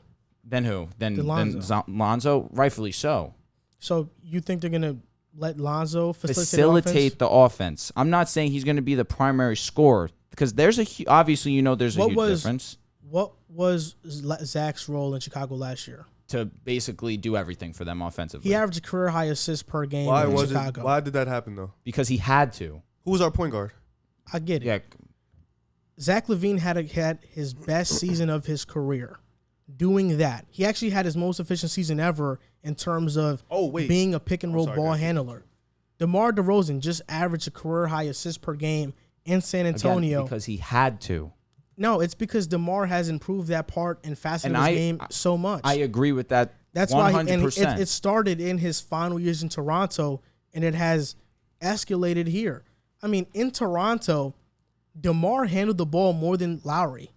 Like, Lowry was a 3-and-D utility guy who, when DeMar didn't have the ball, he would do what he does because it was a 1-2 game. If it's not DeMar's turn, it's Lowry's turn. In Chicago, Lonzo's not the second option. There are two very good ball handlers in front of him in LaVine and DeMar DeRozan. I personally believe that the two main facilitators of the offense are going to be DeMar and Lonzo. Obviously, Zach's going to be the primary scorer on the team. You can't facilitate the offense if you don't have the ball. But he's going to have the ball is what I'm saying. Over LaVine and DeMar? No. The thing is, LaVine can play off ball. So they're going to have LaVine play off ball. Why can't he, though? To suit Lonzo. To let him facilitate the offense. That suits more of him than anything, bro. No, it doesn't. Yes, it does, no, it doesn't. bro. It takes the load off him. He doesn't have to create everything. You do know he that. Had to do everything they got last Lonzo season. in Chicago to hit open threes and to play fantastic defense. That's what they got him for. LaVine and DeMar aren't good defenders. Lonzo is going to be guarding the opposing player's best player or guard every night along with Patrick Williams. It's going to be one of them too. That's why they got Lonzo Ball to play great defense and to hit open threes and make the extra pass and stuff like that. Last season, Lonzo, you know who he averaged the most assists on the Pelicans, right? Mm-hmm. He didn't have the ball more than Zion or Ingram. Mm-hmm. And Lonzo, even though his assist numbers were the highest, he wasn't the main facilitator of the offense. It was Zion. He can have more assists, but that could be more of him just making extra passes and transition passes, not him facilitating in the half-court set.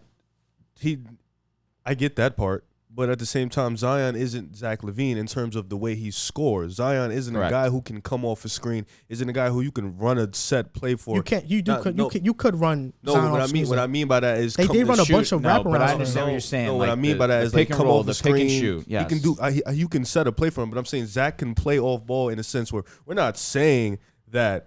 Oh, Zion can't. Can't, or that Lonzo, they're doing this so they can please Lonzo. No, Zach playing off ball pleases Zach because now he doesn't have. He didn't want it. He's spoken about. He didn't want to do that last year. Be the main because that puts a lot on his. Yeah, body. that's why they got DeRozan to do that. No. So you think DeRozan's going to play off ball? They got DeRozan to add another scorer to that too, on top of being a solid And what is he? He's a facilitator. ball dominant scorer. That's what DeRozan is. If he's a ball dominant. What do you mean? What do you mean? What do you mean that face? He's never not played without the ball in his hands in his career. OG at 8? Yeah, OG. But are you taking Zoe or OG? OG. Ooh. OG is better than Zoe. Jonathan Isaac at 9? Jonathan Over Isaac. Zoe? Yeah. Dude. Dylan Brooks at 19? Isaac with 2 knee injuries. Dylan Brooks is better than Zoe. Dylan Brooks is better than Zoe. I don't think Zoe's this. I know. He's a role player. He's not an all-star. It's tough. I probably would take OG at this point in time. Dylan Brooks is. Would you take Derek White or Lonzo? That's a real I think question. they're about on the same level. They are on the same level. That's a real I'll probably question. take Lonzo. I would take Zoe. I'll go Zoe. That's a real question, though. What about Monte? Who are you Moore? taking then? Hold on. I would take Derek White. You just don't like Zoe. I just think Derek White, I think he adds more. He's more of a Swiss Army knife than Lonzo. I disagree with And that. I love the fact that he has playoff experience and has shown out in the playoffs. That I can give you, but versus Denver. Let's go back. He's more of a Swiss Army knife than Zoe. That's wrong. Derek White does a lot of stuff. He does, but does a lot of stuff. Zoe is the definition of a Swiss Army knife at this point in his career. He does a lot of things, not at an exceptionally high level. And Derek White, what does he do at an exceptional level? Nothing. He does everything at a good level. I think the energy he brings is exceptional. Lonzo is a timid player, doesn't give much energy. Very, he's laid back. Derek White goes after it. I like that about him. Jonathan Isaac or John Collins? I'm going John Collins. But Jonathan Isaac could be if he breaks out this year. Could, but it's asking a lot of his I don't body. think John Collins is better. I think Isaac has just been injured. But it's lists, I agree. It's lists like these in which why people think Lonzo's better than he is. Which is fair. And I can't wait. When we see him in Chicago, we'll see. I mean, if you think they paid DeMar. 2 years. Yeah, but they still paid DeMar. No, 1,000%. And we're forgetting about Vucevic. Like, he doesn't facilitate. He's one of the best passing big men in the NBA. Like, Vucevic's going to have that ball in a high post all the time, at the elbow all the time. Lonzo's going to have the ball more than Kobe White did last year. And Kobe White had the ball a lot. Like, a lot. Well, that depends. Because if last year, if we add DeRozan and we add Vucevic for an entire year, Kobe White, you see that his role becomes very diminished. You think so? I mean, yeah, without a doubt. If DeMar and Vucevic are there for the entire year, like, I don't know what people are expecting out of Lonzo Ball when you have LaVine, DeMar, and Vucevic. I think we're really more waiting to see what we expect out of DeMar DeRozan, because you said he's been that main playmaker with just Kyle Lowry. Well, now it's Zach there, it's Vucevic there, Lonzo's there. I mean, I think it's easier for him because he played with a player like Vucevic before. You think so? LaMarcus Because when Zach has the ball, you said Lonzo's going to be that guy who could just spot up. Well, where's DeRozan going to spot up at? That's what I'm saying. That's why DeMar is not going to but I'm talking about when Zach has the ball, because there's going to be a situation where DeMar DeRozan doesn't have the ball. We have Vucevic. That's why. So it needs to be the 1-2 of DeMar and Lonzo. That's why the biggest question mark with Chicago is that DeMar and LaVine dynamic, because both players are ball dominant players. Like every single time. What do you mean, bro? LaVine's a ball dominant player. But LaVine's been a ball. Yeah, he's had to. LaVine has been a ball dominant player in situations where there's literally nobody else to give the ball to. Correct. Duh, you're gonna say that he's been a ball dominant player, but please, so he's gonna turn into Ray Allen now. Ray Allen's a stretch, but he can be that type of player. So you think he's gonna? So his role is gonna be, we don't want you to have the ball and be the main. Why do you go from ball dominant to just not having the ball? Why do you skip steps in the method? Because I think you feel like Zach's gonna play this entirely different role. No, but I think you feel like Zach's gonna do this. Zach is gonna play the same play style he's playing right now, just not as much. It's not gonna be every possession. No, but he's trying to say at this point that LaVine's going to play basically like he did last year, but minus a little bit because of DeMar. It's not because of Lonzo, if you think that. Why do you keep saying but Lonzo? He's just going to, in my opinion, I think LaVine's going to be a lot more off ball than compared to last year. It's not going to be a little bit. It's going to be a lot. He's the only one in the offense right now that can play off ball and can freely. Score. Lonzo can't? No, what I mean, Lonzo just did it. No, what I mean by that is he can do it at an elite level. Correct. That's what I mean. Correct. He's the only one on that offense that can do that at an elite level on both sides, on ball and off ball. He's the only one that can do that. But he's more elite on ball. Yes, because I that's understand all that. We've seen. That's all we've seen. But he can do both because of his ability to shoot the three ball at a high clip and shoot the mid range at a high clip. Correct. He's the only one that can do that right now. So what I'm saying is, yes, we want him to have the ball. Duh, of course, yeah. But I'm saying he's probably going to be the one that's going to be a little bit – he's still going to be looking to score, but he's going to be a little bit less off ball because of the fact that now we have DeMar. Lonzo can do that, so now Zach can play a little bit off ball because of his ability to do that. That's all I'm saying. The two primary ball handlers on the team are going to be DeMar and LaVine. Yes. and it probably could be LaVine over DeMar. Yes. I mean, in the pick and roll situations, LaVine is better than DeMar, but in terms of isolation, DeMar is better than LaVine. At this point in time, I'm gonna disagree. No, I mean stats back it up. I mean points per possession, DeMar is higher than LaVine. Like, and that's been the case for several seasons now. It's not even a comparison. Like points per possession, DeMar is one of the best ISO players of this generation, For sure. of this decade. For sure. So are we gonna say that just because of the stats? Yeah, I'll be honest though. Like, if we're talking about just ISO players, yeah, DeMar is one of the best players of this decade in terms of just ISOing. So we're saying that like that's a given. Just Wait, you don't think so? That's a lot of guys. In the ISO, who's better than him in the ISO? You can name me some players. I mean, Harden is by far. You got Kevin Durant. Yep. In the ISO, that's 4. But you said the best. I said one of the best. So where would you put him? He's definitely top 15 of this decade. Oh, top 15. Okay, that's fair. And that's one of the best though. 15 guys. That's not 15 guys in 10 years is a lot of players that you're competing with. Dame is better, and Steph. I'll put Steph over him. 6. I mean, when Steph chooses to be ISO, but that's the thing though. It's like tricky because it's like when your game is predicated on just that. Yeah, but DeMar DeRozan ISO points per possession has been top 7 in the NBA, just as of now, but in the entire decade, Tatum. DeMar and Tatum are really close. I'm taking Tatum personally. Come on, bro. Now you're looking too deep into the stats. You wouldn't. Tatum and DeRozan are not close. Paul George. They are close. His peak average 27 in Toronto. We're talking about right now, bro. No, I'm saying he's one of the better ISO players of this decade. That's what I said. That's what I originally said. I didn't say he's the best right now. But stats, since he's gone to the league, since he's became a 20-point per game scorer, every year he's been top 10 in points per possession. Every single year. And in San Antonio, he finished 7th this past season over LaVine. We're just talking strictly ISO. When we talk about guys like PG, he handles the ball a lot and facilitates too. I'm saying, so there's more to it.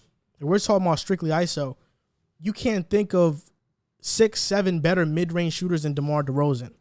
But I can think of 6, 7, 10, 15 better shooters. Oh my God, so many. 3-point shooters. No, shooters in general. I mean, the fact that DeMar DeRozan is efficient and he only shoots mid-range shots is pretty remarkable. I mean, he only takes mid-range and layups. I mean, that's the most. I mean, but the mid-range shot is the most efficient shot on paper. So for you to be efficient from there, you mean most inefficient shot on paper?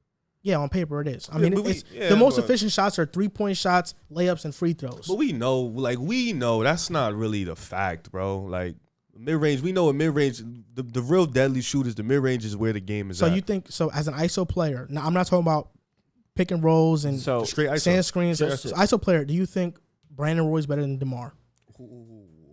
So points because Brandon Roy would be one of the best right now. So yeah. I would think Brandon. And I think DeMar is slightly over Brandon Roy in that aspect of just strictly ISOing. And we know how great Brandon Roy was. Would you ISO DeMar DeRozan and Devin Booker? That's tough.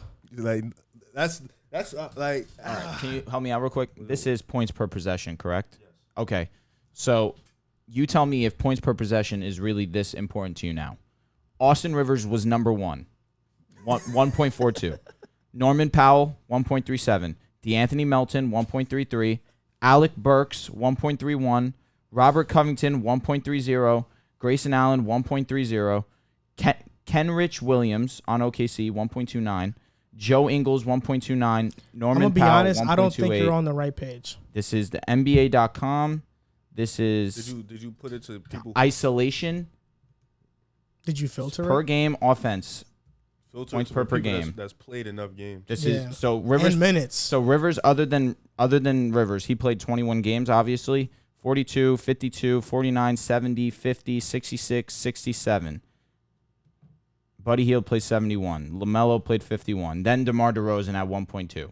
So I think you're on the wrong page. I mean, Riv, you could let me know if I'm right bugging. Column. I don't know if you because look, players, play type, isolation, 2020, 2021. Regular season, you see the frequency where it says 15.9% and the possessions that are next to it. It shows possessions there. It says, yeah, Austin Rivers is at 1.42. He played 21 games. No, but that's not what matters. Mm-hmm. Austin Rivers is at 1.42 points per possession, but onto the left, 2 comps to the left, possessions. It's only 1.2 possessions per game. Mm-hmm. If you click on that and filter it, you see Harden has the most possessions in the isolation, and his point possession is 1.09.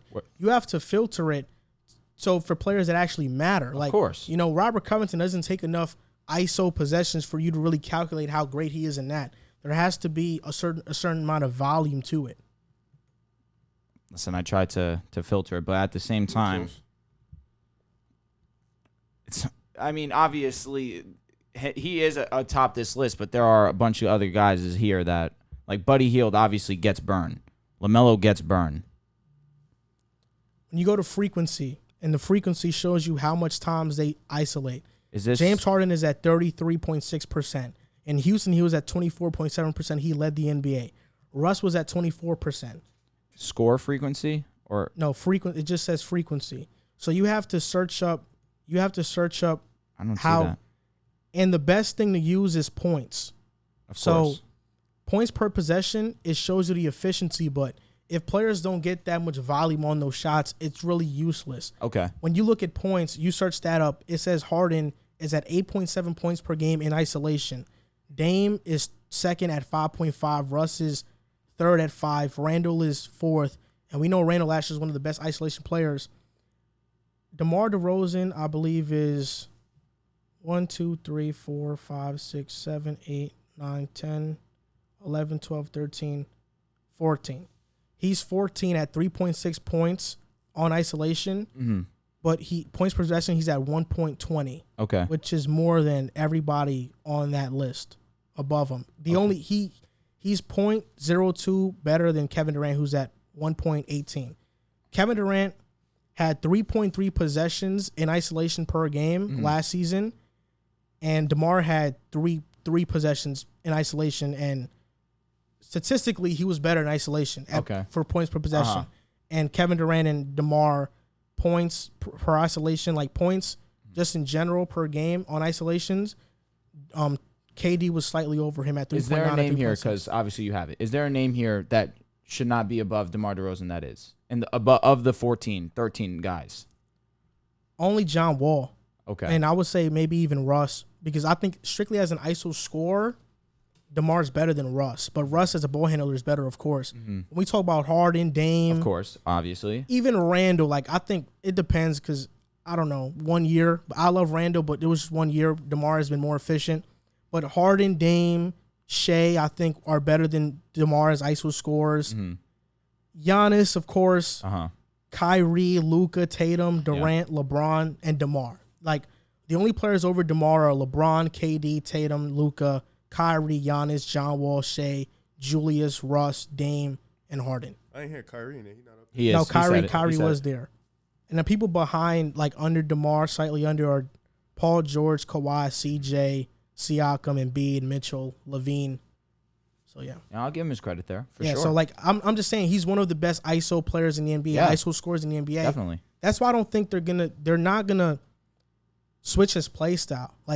DeMar has been successful at this play style his entire career. Mm-hmm. Levine has had his most success at this play style. So Levine isn't above DeMar DeRozan here. He's not. What number was Levine here? I forgot what number. He's probably in the 20s. But Levine is a better pick and roll ball handler. Okay, so that just is going. That's why I think in terms of when I rank the Bulls offense, I think DeMar is going to be the main isolation option. Mm-hmm. Levine's going to be the main primary ball handler in terms of pick and rolls. Because if they run the pick and roll with Vucevic, it's not going to be with DeRozan because you don't have to step out on the 3-point line. Lonzo's not aggressive enough to do that. And Levine, because of his threat to shoot, you have to step out, and that makes the pick and roll more effective with him and Vucevic, even a pick and pop. Mm-hmm. So I think he's the main ball handler in pick and roll situations. DeMar becomes the main isolation guy. And then if they play off the post, it's, of course, Vucevic. Mm-hmm. That's why I think when you have those three options, Lonzo is kind of okay, when it's my turn, when the offense collapses and I have to drive and make an extra pass, or in transition, because he's the best full court transition passer on this team. He makes plays like that. But in terms of I'm going to give him the ball in isolation situations over DeMar or Levine, or even as a pick and roller, as a ball handler over Levine or DeMar, I think that's where it gets tricky. That's why I think if he's the fourth person on the team with the ball, it's going to be very hard for him to be anything other than what he was with the Pelicans. No rebuttal? No. Yeah, there's a whole lot. No, he didn't. I don't think he's gonna get the ball over Levine or DeMar. No. Mm-hmm. But at the same time, I just don't think that they brought him in to just Vucevic be a is a 3 big, and D. so it's kind of like, it's like Vucevic is going to get his regardless, so and it's that's like a big. It's a whole Vucevic- different he might get the ball more than him, but he's a big. But So the thing same about Vucevic, which is so weird, is not weird. I think it's beneficial, is that he's a top 5 passing big in the NBA. Like I think outside of Jokic, I can't think of a big man who's a better passer than Vucevic. But like I think center. But I think that's why it's so good that I don't. He averaged 5 assists, I think. Yeah, I think that's what's good because you even said it. We have DeMar, who's a really good passer. A lot of good Lonzo's facilitators. a good passer. Yep. Zach has improved as a Agreed. passer. Vucevic is the only person that's not a good passer is Patrick Williams. We have 4 guys that are really good passers. That's why I don't see maybe DeMar, but I don't see we're going to be ISO in. The ball movement is There's going to be a lot of very ball good. movement Yeah. in that offense. I think you're right. I think there's going to be a lot of ball movement in the offense, but I also do think that in those situations where they run high pick and rolls, Oh, for sure. they aren't calling Lonzo's number. If the offense breaks down and they need a bucket, Lonzo is not going to get that call. Like, I never think, said that. Like I think it's Levine, DeMar, Vooch, and then Williams. I think even Williams is a better ISO scorer than Lonzo.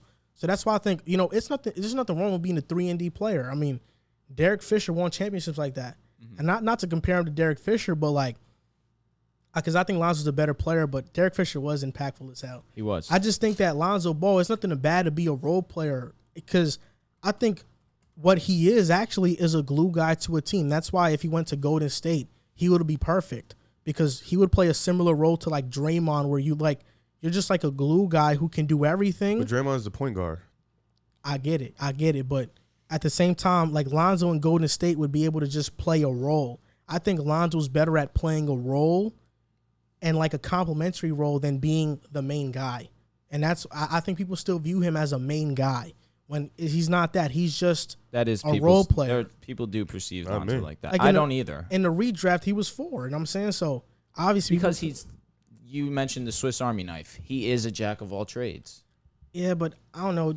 The reason why people think of that a lot, think of Lonzo is because of his status. Because of the ball in the family, the ball family. I don't know if that's the thing. I just think that's that, dead. Yeah, that is dead. Because let's be honest, that's LaMelo. At this point, it's all changed to LaMelo. LaMelo's I'm that guy. I'm gonna be honest. Like you might think it's dead, but you go on Instagram, you just type in the word ball, you're gonna see 10 ball fan pages pull up, and it's like there's one fan page that has like over 100,000 followers that all they do is talk about the Ball family.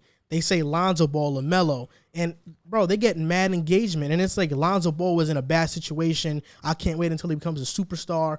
He has a gigantic fan base. Of course he does, but I think that in terms of his game on the court, I think agree. That whole Ball narrative is kind of dead now at this point. Yeah, but the thing is, like when you have so much fans, yeah, I mean he's still only 23 years even old. with your game on the court, when you have so much fans, they think that you can be better than what you are, which I think is a cool thing. But I know he's only 23, but you talk about it. DeRozan having 2 more years left on his contract, and who know with Levine re-signing, Vucevic, who knows what he's gonna do.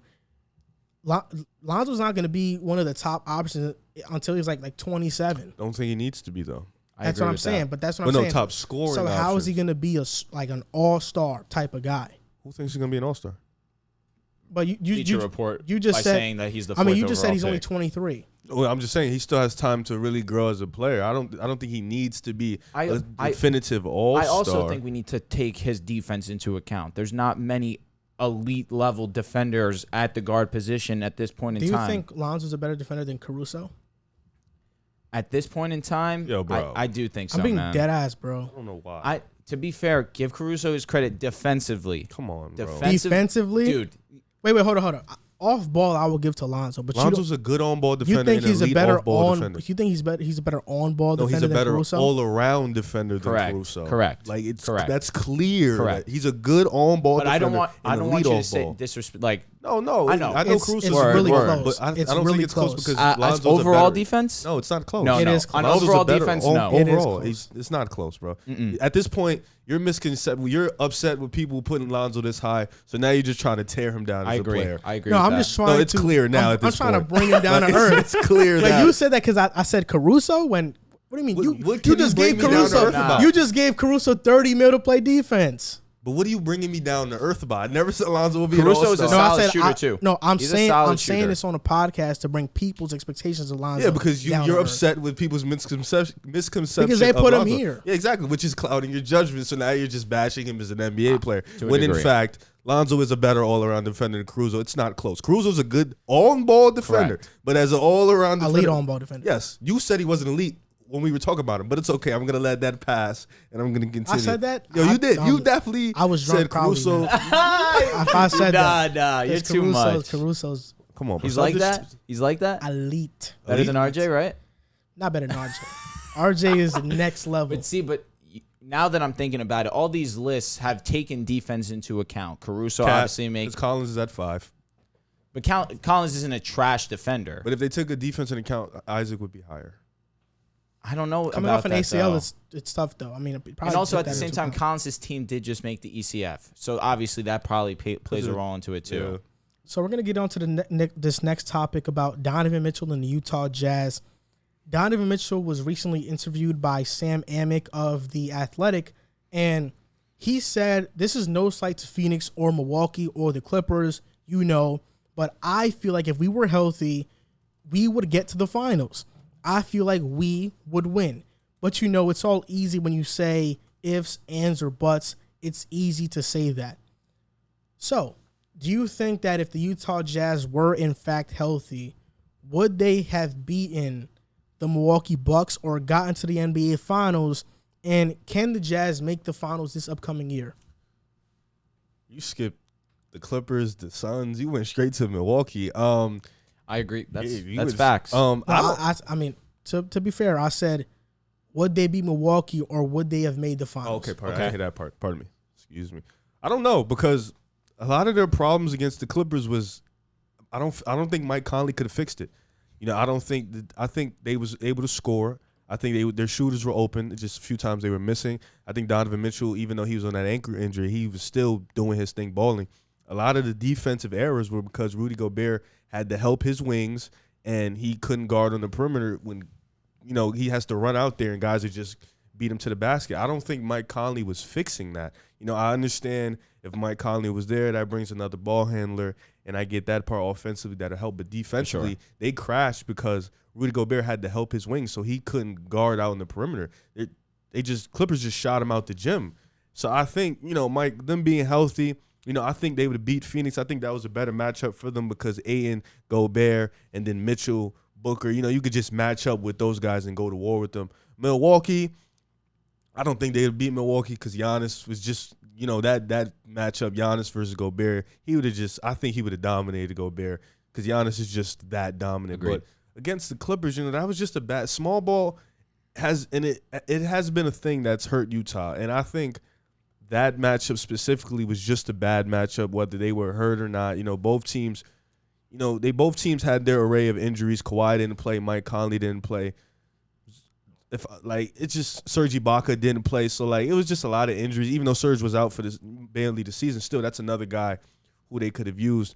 It was just a lot of injuries. So I think that series, bro, you were up 2-0, then it was 2-2. You went back home, you lost that game. Then you were up 25, going 26. Pardon me, in the Clippers, you let Terrence Mann do it to you. Not because Mike Conley played that game, but not because it was because defensively you had no answer. Of course. And Rudy Gobert was stuck in no man's land because he had to help his wings and he had to go guard. So I don't know about that Clippers matchup. I do think Phoenix would have they would have beat Phoenix. This year coming in though, they got a good team. Rudy Gay, the continuity. Hassan Whiteside, he's kind of like Gobert, but continuity is there. Eric Pascal. I think they can make a run. Jared Butler. I think they can match up with LA, both LAs. I think they can match up with Golden State. They still can't match up with the Bucks, and they can't match up with the Nets. And Jared Butler just won a championship. That's great. It's awesome. It's incredible. My big thing is, at this point in time, what has the Utah Jazz done in the playoffs to allow us to trust them? Truthfully, not much. My big thing is you were up 26 with the Clippers not having their obvious best player, and you blew the game. Now, as much as I want to blame the players, I blame mostly Quinn Snyder. Quinn Snyder has done a poor job of putting his players, a.k.a. Rudy Gobert, in situations to be successful, and it's gotten to the point where fans that obviously don't only look at the court aspect of things see Rudy Gobert looking almost like a liability to a degree, when in reality, it's where the position that he's being put in by Quinn Snyder that has allowed the other team to take advantage of it. There's no excuse for being up 26 at home and losing that game. Zero excuse. The season prior in the bubble, obviously bubble basketball was a different type of vibe. Were they up 3-1 and lost? Yes. I get you said Bobby was a big part of that. Obviously he went down. He didn't play. Yeah, exactly. Is he that big of a role that you blow a 3-1 lead? No. I don't think so personally. I think the Nuggets get swept if he's there. But do they blow a 3-1 lead? Yeah. That's the question. Sure, do they get swept if Bobby's there? Sure. Should they blown a 3-1 lead? It's inexcusable. So now going into this season, again, I think they could still be a top seed in the West. They have the roster basically same as last year. They've made some additions, of course. Quinn Snyder come playoff time is going to be the factor. This team reminds me a lot of Milwaukee and how people perceived them last year. Milwaukee's big thing was they're an amazing regular season team, but come playoff time, they're a different squad for some reason. They're not the same. Budenholzer had the pressure going into this year. He got saved in some instances. Maybe Kevin Durant's foot kind of saved him a bit there. Maybe we're not hearing that nonsense. Yeah, right? Apparently. That being said, but legitimately, the actual thing was that Harden and Kyrie both did go down. But regardless of that, he still won the championship. They answered the questions of whether they can be a championship team. Utah is now under a similar situation. Utah has been a great regular season team these past few years, but come playoff time has gone ghost. And until they show me something, I'm not going to say they could win a finals. Versus the Clippers, had Conley been healthy the entire series and played, and Mitchell had not gotten that ankle injury that lingered on, they would have beat the Clippers. I believe in my heart they would have beat them. They were up 2-0. I think they would have won that series. Versus the Phoenix Suns, I think they would have beat Phoenix as well. I think they would have beat the Suns in the Western Conference Finals. It's really about the Bucks and can they beat the Milwaukee Bucks? I do think Rudy Gobert matches up better as a paint protector when playing against Giannis. But on the other side, is there a better defender to guard Donovan Mitchell than Jrue Holiday? I don't think there is. Agreed. And I think Jrue Holiday would have done an exceptional job on Donovan Mitchell. I've seen a series where Donovan Mitchell has fell short and hasn't played to his standards when Eric Gordon was guarding him. Yep. So if Jrue Holiday, is what he's supposed to be, it could look a little bit worse than that. That's where I push back on it a little bit. I don't know if they would have beaten Milwaukee, but I think they would have had a really good chance, especially after beating Phoenix. You think that, before you continue, they would have beat the Clippers with Kawhi? Yes. I disagree, but go ahead. I do think they would have beat the Clippers with Kawhi. They were up 2-0 with Kawhi. So was the Luka. I mean, I get it, but, No, I don't get it. I do get it. No, I don't. But we've been on the show. They beat Kawhi already, 2 games. Hold on, but we've been on the show. 2 means nothing. Hold on. We've talked on the show that if Kawhi was healthy and playing for the Clippers could have went to the finals. So would have. Maybe, probably, dude, because against the Suns, there was multiple games the Clippers could have won without Kawhi. They probably could have, yeah. So my point being, how can we say that they would have if Conley was healthy, with Kawhi being healthy also, that it's a for sure thing? I don't think it's a for sure thing, but I think that they can beat them. I'm not saying that if the Jazz face the Clippers with Kawhi in the entire series and they're both healthy, the Jazz for sure beat the Clippers. I'm just saying it can happen. It could obviously go both ways, but it can happen. They can beat the Clippers. They've shown that they could go 2-0, but them up being, 2-0 against them. They were up 26 and lost. I don't know what you saw that could have allowed you to think that. I think Mike Conley, his not being there was huge for them in that entire series. And in that game 6, was Conley's existence there? Yes. Was his being there? And they were Absolutely still up not. 26. Without him Absolutely being not. And they were Kyle, so like excuse my me, thing is you keep Mike saying Kyle Conley. Conley. Yeah. Mike Conley, and I get it. He's a really good player. We know that. But in that series, It allowed LA to double team Mitchell. and he still was like bro, he shot 45% from the 3-point line. Mitchell. Yes. So you're telling me if Mitchell And no double teaming would have done better? He would have done better than that. but like That's scary. But they double teamed because How much better can you really do than 45% from If 3? you're not getting double teamed, that's getting double teamed. I don't know, man. 45% is unbelievable. And he was playing on an ankle injury. He said it himself that when he was on that injury, it forced him to play lower to the ground and to become a better shooter. He said it in the article.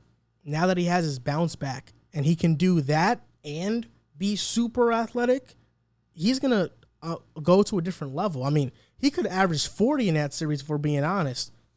MVP? What do you think? He plays in Utah, bro. He's not going MVP. Okay. It's just that's not going to happen.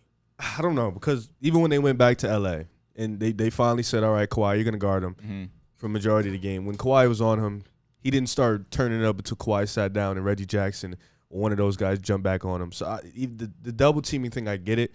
But when Kawhi was on the court and guarding him, there wasn't really much double teaming because Kawhi is Kawhi. And even then, they were getting blown out. So it's like the 2-0 part, I get it. You know, they were up 2-1, so 2-0, so it's like you can say that. But Mike Conley, my thing with Mike Conley is defensively, what was he going to change? Mike Conley's a good defender. No, but what was he going to change to force them? Because their problem wasn't Wait, perimeter. who went off in the Clipper series? Reggie Jackson, right? No, it wasn't just Reggie. I know. It was T-Man, Man had Reggie, a great game. Paul But George, Reggie was Marcus was playing well. Marcus started playing Reggie well. was huge though. But why did they blow the 25-point lead? Because I of get Terrence Mann. And who I was mean, guarding Terrence Mann? because of the defensive scheme. But who was guarding Terrence Mann? Rudy Gobert. I mean, it wasn't Rudy. It was a zone defense. But That's my point. Mike Conley can't change his own defense. Correct. if the scheme is a bit different, But what's the scheme going to be with Mike Conley being there? it could be different. Mike Conley's But such a great what leader. All Reggie did was just call for a screen and hunt for Rudy The Gobert. communication would have been much better on rotations with Mike Conley, being that active voice. But I'm saying Reggie Jackson went off in that series. If Mike Conley's there to guard him that entire series, he doesn't go off like that. I mean, he went off, but he was hunting for Rudy. Like, he went off on Rudy Gobert. Like, he's Off the looking switches, for Rudy. you don't think Conley fights those switches or hedges? How many of them he going to really fight? Conley's tough, man. He's tough as nails. Yeah. I mean, did you forget he played for the grit and grind era? The grit and I grind team, understand, the toughest team of this decade? I get it. No, I get it. But you saying that, and Rudy Gobert off every switch was dropping back, and the shooter was open. It was job coverage. Yeah, either Batum or Morris. So what Mike Conley, what he's going to switch? That's really what I'm saying. Was a bad situation I think Conley, as a whole, dude. Just being in the game and feeling what's going on out there, he goes to Quinn Snyder and says, yo, look, we got to switch it up. And he's that vocal presence. I do think Mike Conley's leadership was missed. Talking about this year, they got Rudy Gay. Very good signing. I'm happy about that. No pun intended. Hassan Whiteside. Hassan Whiteside. You said he's like Rudy Gobert in a negative way. I don't know why you said it in a negative way. I get what he means. The spacing, But that whole aspect. But you literally said he's like Rudy Gobert. No, because what I mean, like they got what they really didn't need. I know, but you made it sound like that was awful. That wasn't awful. I mean, they had It's a solid move. They had Derek Favors before this, and Derek Favors was hot garbage last year.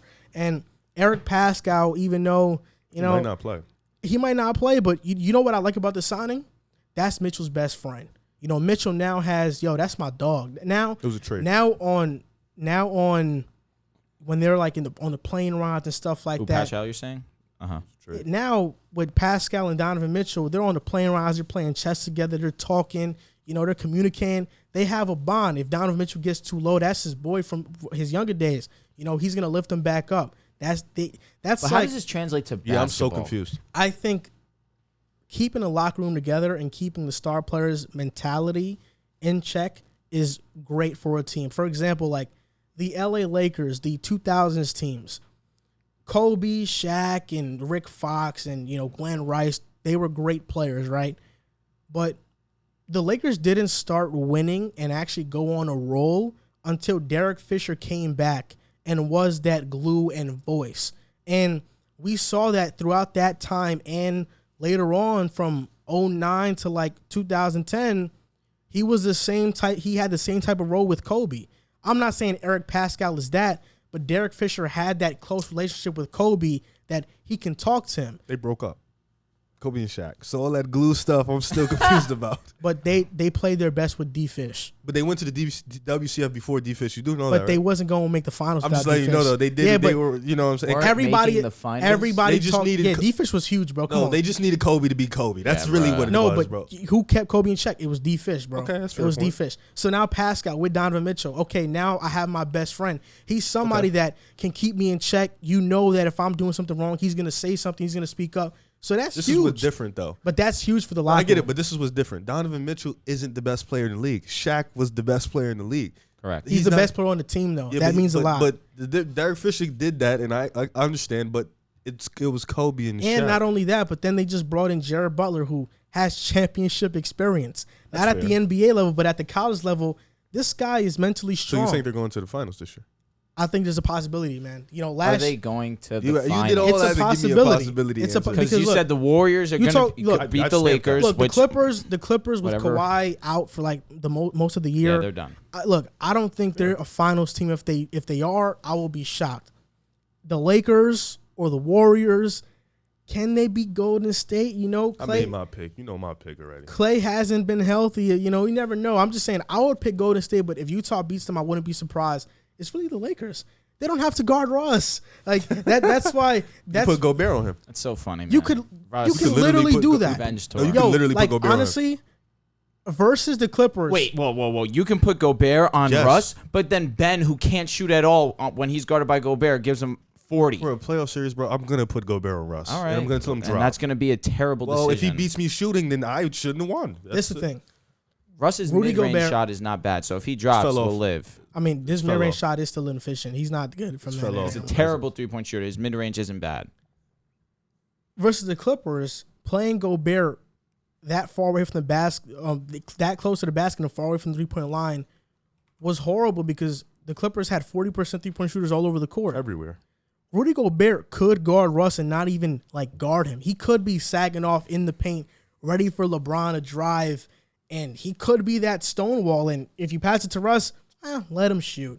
And plus, Bogdanovich on LeBron, he gave him fits versus in that Indiana series, and we saw versus Kawhi, he was giving him fits defensively. I'm just saying, Bogdanovich, he remembers that series where it went to 7 and LeBron won. He remembers it. And now he's looking at LeBron a little bit older, and, you know, he's coming for the kill, man, coming to dethrone the king. So you have Utah going to the finals. They can go. I'm not saying I have them going. Like, that's not my finals prediction. Yeah. But they can go. Like, they can match up with every team in the Western Conference outside of, like, a fully healthy Clippers team if they go small. But they can match up with every team. And I think Rudy Gay was one of the Spurs' best defenders last Who's season. playing defense on AD then? Oh, that's where the drop coverage comes in With because Rudy Gobert's down Gobert. low. So now you're gonna have to just hit all jump shots, and he can do it, but that's what's just gonna have to be the game because let's be realistic. Westbrook in the playoffs is very, very bad as of lately. But is Gobert going to play in a drop coverage, still play good defense on Anthony Davis? Well, he's helping. If he drops to the basket, yeah. He's helping. So it's gonna be two people on Anthony Davis at this point. And then LeBron, Helping. one-on-one. Helping. It's a lot of help. You have a big 7-foot man down there helping. I don't Gigantic see how it'll work. It's simple. It's just LeBron's gonna have to be LeBron, and what If we you seen want in to see how, Phoenix. if you want to see how it's gonna work, just watch the Lakers versus the Rockets. That's it. When we 1-5? No, y'all play defense just like that. You let The Westbrook way shoot. you play defense on Houston, I understand and what you're saying. you play defense on Houston, and honestly, Houston. But they were a small ball lineup, regardless of that. Yeah, that's even But you worse. treated though. Westbrook like Gobert, honestly. I understand what you're saying. That's even worse though because Uh-huh. Houston had more shooters than the Lakers would have, And Utah is shooting. and a smaller lineup. You know, like Utah would Did the have Rockets really have a lot of shooters that season? yeah. Covington, Harden. They had Gordon. guys who supposed to be shooters. Yeah. Yeah. You know, they had the space and they had a double Harden. You know, they had to double the best player of all time. But Far Ignore from. that. Ignore that. Yeah. Ignore that. Just ignore that. Wasn't even the best player. but when talking about the Lakers versus Jazz, like, you know, AD in this past playoff this past playoff run, not this past year versus the Suns, of course, because he got hurt, but when they won the finals, he had an out-of-body 3-point performance. Like he was shooting great from 3-point that whole season. But his average is 33% for the year for his career. And which is fine, but that whole season, he was a solid 3-point shooter. He shot like 36% though. Okay, and you're saying that like a scoff, like it's bad. It's not bad, but in the playoffs, he shot 40% from 3. So he upped it by 4%. That's a big jump. 36%. It's the playoffs in fewer games. 36% is what? Playoffs, it's the playoffs, fewer so it's fewer games. So the percentages are going to be skewed one way or the other. If you play well, they're going to be higher. So what you're telling me is that you take more into account. He shot 33% that year from the 3-point line. Oh wow! I gave him 3% more. Oh, wow. So you're saying you take into account the regular season more than the playoffs? No, you don't. So why do you knock R.J. Barrett for not playing great in the postseason? You're saying, do I take regular season higher into account than postseason? That's what you just asked me. No, I'm just asking you in general because you made it sound like AD sample size is the reason why it was high. What do you mean by that? I mean, he dude, he had a great. I'm just saying because I value regular season longevity over playoffs. But you knocked RJ for it, but whatever. Rightfully so.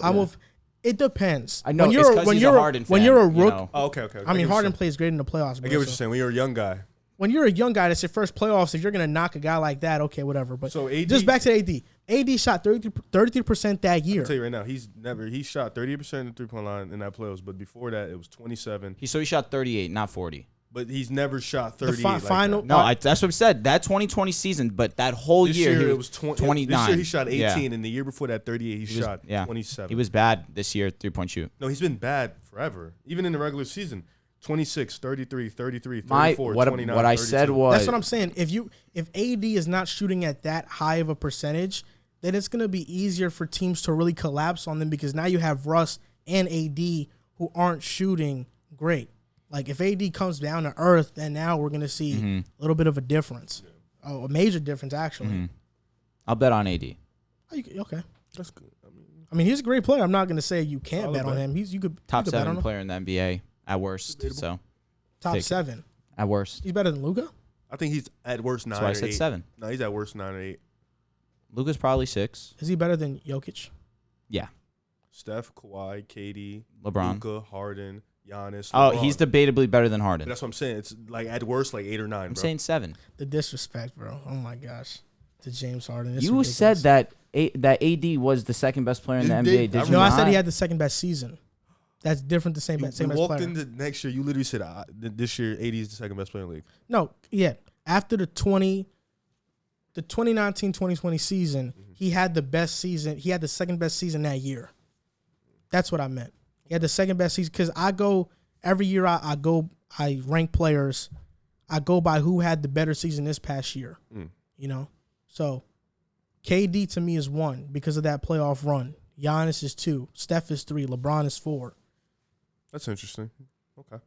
If we're going by who had the best season, Jokic probably would have like a top 5 season too. So, you know, that's how I rank it. But if you want my who's the better player list, then I will rank it that way too. And James Harden is by far the better player than Anthony Davis. By far? I agree. Yes, by far. I agree. It's not. I just take Anthony Davis. I mean, James Harden has finished top 2 in MVP voting, 5 and 6 last years. He's in my 6 to 4 range. Okay, which bro, is Harden fine. has finished top 2. You said Harden, or you're saying Harden's AD? in my 6 to 4 range. Okay. Harden has finished second or first in MVP voting he's been in 5 of the last 6 years. 5 of the last 6 years, he's been the first loser. Okay, got it. I got it. Oh, so that's how you approach it. No, that's really what second place is. What the first loser is it not? Oh, that's how you approach it. No, okay. is that not a fact? So though? Steph was a loser fact. this past year too. Then What you mean? Oh yeah, he was 1,000%. He was a loser, but he's also a two-time wait. MVP. So okay. So I'm just talking about this season. So that means Steph this past season, first loser. Not his team record wise, but he's a loser in terms of the season. No, he was the first loser in the MVP. So running. the season that he had was a losing. Harden was what, like season. like an 8th loser? I mean, technically was he speaking, did he not? Didn't make the playoffs. Steph Curry didn't have a loser season. His team lost. No, you said losing. No, I said loser. No, I didn't say he didn't have a loser season. I said he in the MVP race he lost. He was a loser in that because he was. Harden was like 8th. He was the 8th loser. That's all it was. Like, you're trying to make it. No, you're trying to, because that's not I a see slight. what you're doing. No, that's not a slight. It's not. It's a funny thing. That's all it is. It's just a giggle. No, that's a funny thing that you're trying to knock Harden for. No, he's the first fact loser. is Good that you're job. going to fear the beard this year when they win the championship. Oh, because he has Katie and Kyrie, Patty Mills. He's the best player on that team. Wow. But you just said that KD's the best player in the NBA. Yeah, you're a weird guy. 2A, 1A, 1B. It's the same thing. You literally Tomato, just ranked tomato. your guys. You had Curry at 3. Season-wise. Better season-wise, yeah. Oh, better player Harden's 2. Better player Harden is the best player in the world. Interesting. Still. It's why okay, I got it. No rings. Let's just go to the next topic, please, because we're talking about Brooklyn already. So, Oh, we're going to talk about them? Okay. Boom. Kyrie Irving, he got into this dilemma with Nick Wright and with the tweet that he published. His original tweet was that my mask is off. such a clown. Now take yours off, no fear. His follow-up tweet was, mask off means you stop being something you're not and stop lying to yourself. So stop lying to yourself about James Harden not being better than AD, okay, Drew? It's the moment you discover the real you and can walk around with no fear. In a society that shows a lot of the masks people wear to hide who they truly are. Nothing COVID rule related. Relax. I like what Kyrie's saying. You know, I personally take my mask off. I put my beard on. Look, if you look to the left of here, I got a Houston jersey, Rockets, and I got a Harden shirt that's on the Nets logo. They can't see it, but look, to the left, I'll rep James Harden all day. My mask is off. He's my guy. No doubt about it. So he's telling you, take your mask off, man. Take your mask off. He's telling you, stop talking about AD in this way, man. Take your mask off. So what do you think Kyrie really meant by this tweet, though? Do you think that, you know, his original tweet was a way of him being like, I mean it in this way, but I'm going to tweet it this way because I know that's how people are going to react to it?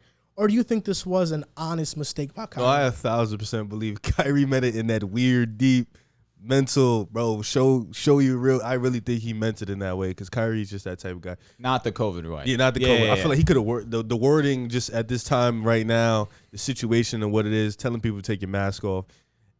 It was just a bad timing. But in that deep like, show no fears, show who you really are. I truly believe Kyrie meant that because he is that type of guy. You know, he gets deep into things and he, you know, he's on IG Live with Katie with his legs crossed. He has the little the bell, and he's talking about I'm you. Like he's like I don't know. He just be on some USA. That so I don't think he meant it in any slight or any disrespect to COVID or anybody who had COVID. I know people brought up Kat because he's lost family members, but I don't think Kyrie has shown that he is a very caring person. He's a very loving person. For real. He has love for everybody. So I don't think he meant it in that way. He truly meant some other deep meaning. He had no disrespect to COVID and nothing like that. So I wouldn't, you know what I'm saying? I trust Kyrie in this situation. This isn't the first time that Kyrie's words have gotten taken out of context. And especially with a tweet or a message, I say it all the time. When I'm texting someone, I'd rather call someone because I could hear their tone of voice. I can get another explanation because I could immediately follow. What do you mean by that? But you can tell by how someone means something by their tone of voice. And a tweet, obviously, you're only getting what you're obviously what is being said in the tweet. Nothing else, nothing more. So people can take it and run the whole mile with it. The fact that he tweeted this tweet, and I think 8 hours later he provided that whole explanation after, means to me that, that obviously it was brought to his attention that people are saying that he's against COVID, and so he just had to give some explanation. But ultimately, Kyrie had, like you mentioned, Kyrie just has a certain way of viewing things. And I don't ultimately think that he wanted to take a shot at COVID. Obviously, he was trying to, that had a whole different aspect, that he was trying to get the league canceled, but that was due to social injustice, and that's why he wanted to not go back with the NBA. But he had already been taking some time off and people are taking shots at him, so he's used to this. But something as minor as this, he could have just provided a simple explanation like he did. So I'm cool with it. I'm not thinking too much about it. Kyrie Irving, it's not the first time he's been involved in something controversial. It's kind of like we talk about Kyrie in this light more than we talk about him as a basketball player. Reading this tweet, my mask is off, now take yours off, no fear. At any point in time, like, this tweet would be fine. I wouldn't think much of it. But the fact that we are in a pandemic. It's so bad. And the fact that he tweets this, and you said it, you know, he does a lot of community work. Mm-hmm. He's probably outside a lot. He knows COVID rules and, you know, how this stuff works. I can assure that Kyrie knows that the pandemic is going on. I can assure that Kyrie knows the importance of of what people have said the masks do and all this other stuff. I'm sure he knows that. So for him to say my mask is off, now take yours off, no fear. That sounds like a metaphor, but it's also a horrible way of Kyrie in terms of reading the room. He didn't read the room in this situation.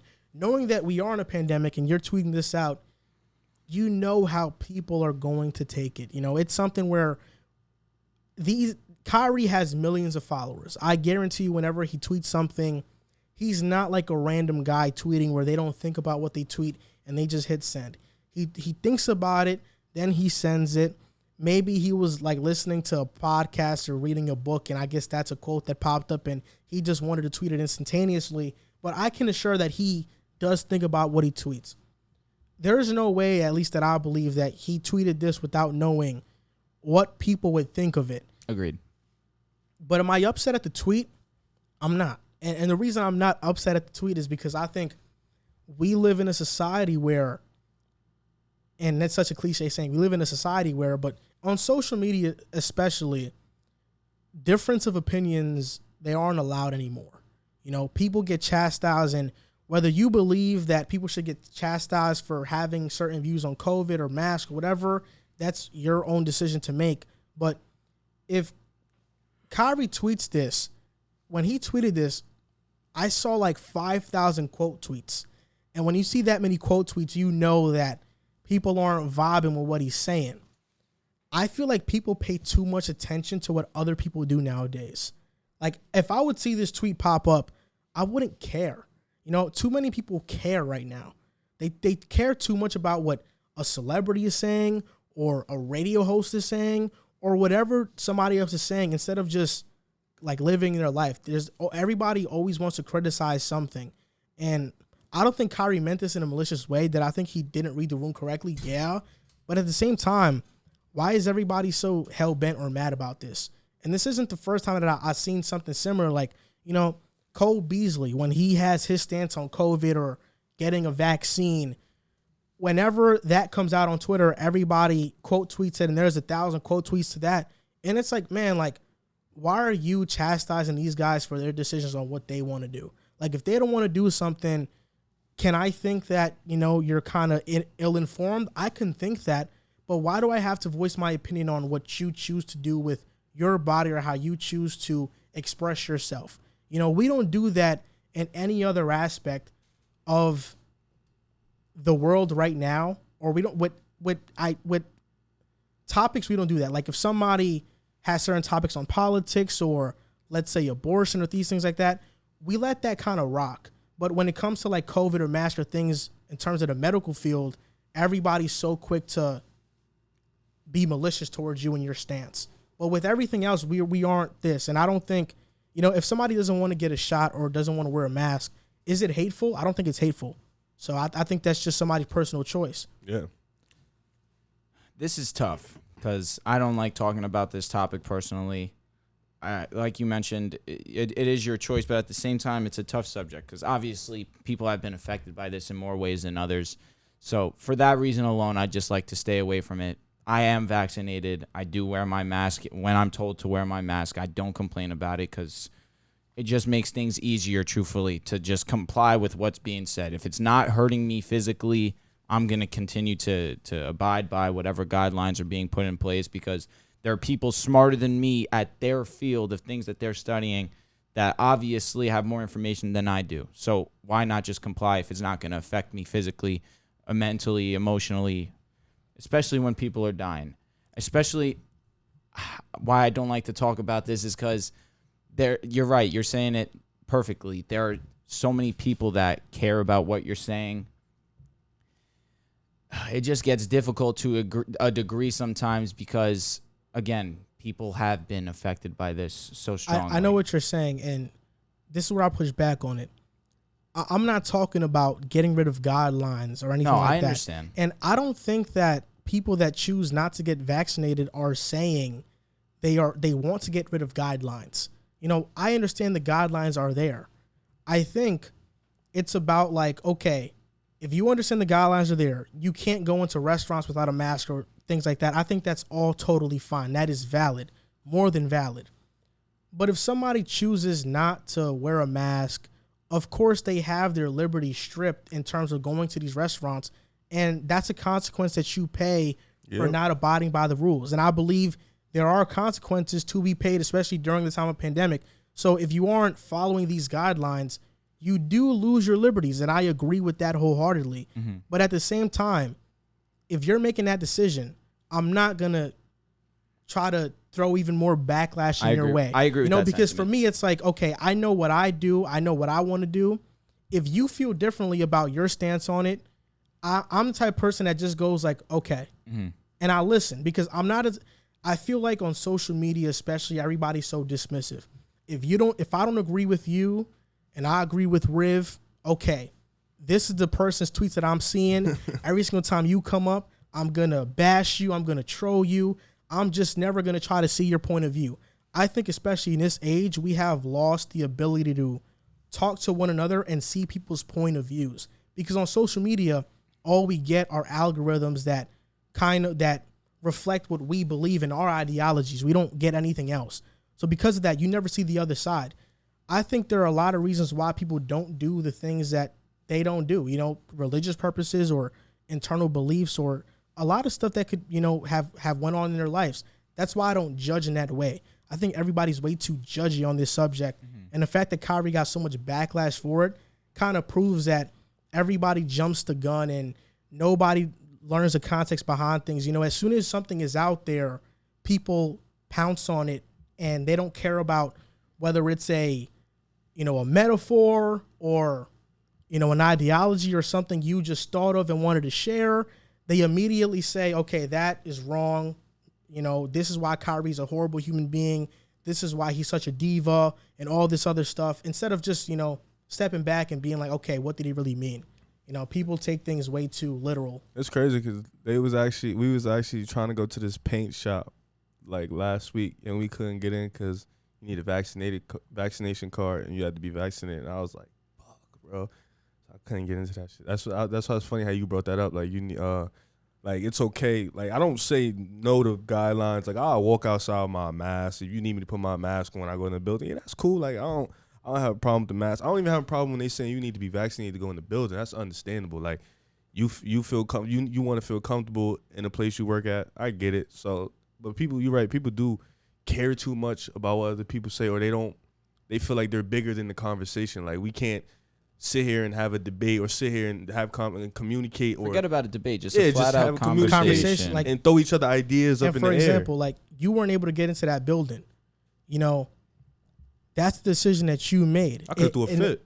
Exactly. Like I have a problem with people that their liberties are stripped because they didn't follow guidelines and then they throw a fit. Like now you're in the wrong because you knew this was the rule. You didn't follow it, yet you think you should be entitled to this sort of treatment. For sure. That's where I have a problem with it. But if you're okay with not going in the building and you don't care much about going in there and you're like, okay, I can't go in here, you know, whatever. I'll just do something else to do. You know, as long as you're not harming anybody in that way or being malicious, I'm okay with it. But, you know, a lot of people that aren't vaccinated or just speak their opinion about this subject, a lot of them get chastised for it. When I just think it is a personal decision. Like some people are really scared of needles. There's people though that have actually judged me and like belittled me because I haven't got the vaccine. Like there are some people that are scared of needles. There are some people that because of religious purposes, they don't get it. There are some people because of conspiracy theories, they don't get it. You know, it's the only people that I have issues with that don't get the vaccine are the conspiracy theories guys. If you tell me straight up, if I ask you, why didn't you get the shot? Just me curious. And you say, I just didn't want it. I would rather that answer than you come up with some nonsense that you read on social media like, oh, it's a microchip. They're tracking us. We're all going to turn to zombies. This is the end of the world. Like, I would rather you tell me straight up, I just didn't want it. I don't want it. I don't feel comfortable. Not yet. It's too soon. And sometimes it's just a product of people being lazy. That you know? too. That is 1,000%. Like, for You example- can easily go online and see how I many know. people have been affected by the COVID shot. There are people that get the shot and are allergic and do have reactions. That's everything, That, bro. of course. And I've had some people tell me that's the reason they haven't gotten a shot. I mean, there is caution. You know, Correct. it is new. Yep. It is new. And so you don't know that you're allergic to what's in the vaccine until you get the vaccine. They tell you right after you get the vaccine, you got to wait 15 minutes. That 15 minutes could spark a reaction that obviously you're not ready for. When I got my vaccine shot, there was some dude having a big episode where he felt like he couldn't breathe. So then I started to feel like all panicky, like, yo, this is going to happen to me. But then ultimately, that was the one person that had some kind of reaction. It could happen to anyone, and you don't know until you get it. So obviously, like I said, it's not the biggest deal if you just tell me straight up, I don't want it, it's too soon, I don't know the benefits or the risk yet. That's fine. But don't come up with some nonsense. That's the only thing that I have issues with. And I agree with that as well. And that's why I think, for example, some of it is a product of being lazy. Like for me, I don't have a driver's license right now. Like I have to get my official one. I have like my probationary. I have to get my real driver's license. HPD, he's lying. He has it. Go ahead. Yo, bro, like, and I haven't gotten my new one in like a month or two. Yeah. And it's not because I don't want to get it. It's because I'm just lazy. Yeah. I'm just not, I just haven't. The DMV is just hell, bro. But I'll tell you what's crazy. Be careful, bro. You go into that DMV, a cop will be waiting right there for you. They love to do that. Right as you're going to the DMV, the cop's right there picking off inspections because it's an easy way to get tickets. The place to get my vaccine, I can get it. It's right up the block. I just don't be, you know what I'm saying? I'll be a busy bird, so I just don't be having So, bro, time. you get it when you Busy bird. get it. Like, it is what it is. Yeah, that's why I think it kind of got a little bit overblown what Kyrie did, But I think it leads to like a more deeper subject that we could talk about, It's for funny ages. because my I know. whole family has it too. It's just me. What is it, if you don't mind me? I mean, we're on the show. You don't got to Nah, talk you about can, it, bro. you know me. I Word. don't. I know, but Nah, it's just So why haven't you got it? two things. I don't really know much about it, and I'm like extremely lazy. Like I haven't sat down and really got the time to really research it, and I probably won't. I'm probably just gonna end up getting it just because people around me. I want them to be safe and stuff like that. But I just haven't really had. Every time I realistically no funny shit. When I go home, I sleep. I try to get as much sleep as possible because when I wake busy. up, Yeah. it's time to really do things. So I haven't really got a chance to go get it. That's good. Yeah. Yeah, I mean, that's a valid explanation. I mean, you work a lot. You work 40 hours a week. So 40. Bro, I work like 64 hours a week in like a span of like 4 days. and plus the podcast, so that's a lot of time. A lot of people also got jobs and they have to take care of a lot of stuff and they can't go out and get something like that. So I mean, I understand multiple explanations. I don't judge anybody. I think Code is no, crazy. for sure. It's not. I just think right mean, now people are too judgy about Yeah. everybody else and what they got going on. And in it's their been beliefs. like that before COVID. You mentioned abortion. You mentioned It's just- politics. yeah, it's just heightened. If I'm being honest, though, people will scrutinize you for those type of. That's opinions. true, and that's why I stay example, clear. But for example, like the abortion thing, like my body, my choice type of thing. So this was a good argument because I'm more of a I can understand some Republican arguments and some liberal arguments. I understand them both. So, for example, the my body, my choice abortion stance. It's liberals that are kind of on that stance. And Republicans obviously think different about it because they have religious belief tied into it. So, what's the difference between abortion, my body, my choice, and a vaccination? Because vaccinations, liberals think that at that point it's not my body, my choice anymore. No, liberals are in support of the vaccine. Yeah, they're supporting the vaccines, and if you don't get it, they chastise you. Ah, okay, I understand. So that's what I'm you're saying. there. So with abortion, it's okay, my body, my choice. But with the vaccine, it's no, you get it, or we're gonna hate on you for it. I will say, we're getting deep, and we got to be careful. Me personally, I think as men, we don't hold the child. We should not have that choice. I agree 100%. In voting. So I agree. these congressmen that have voted and passed these laws, we're getting away from sports. This is the last we'll say. These congressmen that vote, that are men that have voted to ban abortion, in my opinion, should not have a voice in I this agree. situation. If anyone's going to be voting, it should be women in Congress. Yeah, I agree. But my whole what stance you're is saying with the whole with my body so and my the body, my vaccine, you're choice. right. My body, my choice should work all around. If these Democrats and leftists believe that your body, your choice when it comes to abortion, then it's your body, your choice when it comes to wanting to get a vaccine. Like if you don't want to get a vaccine, I mean, it's not. I mean, not getting a vaccine. That's a good. Not getting a vaccine. I slightly disagree, but I'll talk later. With the abortion thing. Getting a vaccine is not the end of the world. But Dave Chappelle said it best. If you have the choice to get an abortion, then I have the choice to not support it. That's what I was going to say. That is as funny as it is. That's what I was going to say. At the end of the day, like for example, like we're gonna get deep and real right now. When you're getting a vaccine or you're not getting one, you can say you're putting other people at harm too, but at the same time, it's really your decision, and it can either negatively affect it or not. You know what I'm saying? Because as long as you have the vaccine yourself, I don't know too much about the scientifics of it, but you shouldn't be affected. But for example, like abortion, you're actually taking somebody's life. Mm-hmm. So the fact that somebody doesn't want, these like Democrats don't want you to get a vaccine that is not going to like kill you or hypothetically probably won't have the effect on other people that they think it's going to have, but yet they're okay with like abortion, I think that kind of counteracts the original argument. That's a good point. If they think like... you're making more than valid sense. If my body, my choice is for abortion, it should work for COVID too, sure, and anything vaccine with your body. or flu shots, anything whatever. with your body, it should work. So you should be okay with anybody's belief or right to believe that they want to get something or they don't want to get something. Yeah. And usually it's like the people on the left too. I know I'm picking on the left, but Republicans have a lot of shit wrong with them too. But it's the shit that it's like leftists are like, okay, with the vaccine, we're gonna chastise you if you don't get it. Abortion, we're all for it. And then other things of expression, we're all for it as well. Like either transgenders or whatever, anything progressive, we're all for it as well. So you guys are okay with all these different type of beliefs that these people have here. And I'm not saying any of them are wrong. Personally, I don't care. Like, believe what you want. I'm just saying you're okay with all this, but you're not okay with this. If somebody chooses to not get a shot, you're not okay with that. And I think that's where it kind of gets into like deep waters of, there's a deeper question of why they aren't okay with that. Mm-hmm. I think that's a deeper question. And if their reason for not being okay with it is because it puts other people at risk or yourself at risk, well then why do you care if I'm at risk? And if you do care if somebody else is at risk, why don't you care that these people that are getting abortions aren't bringing a life into this world too?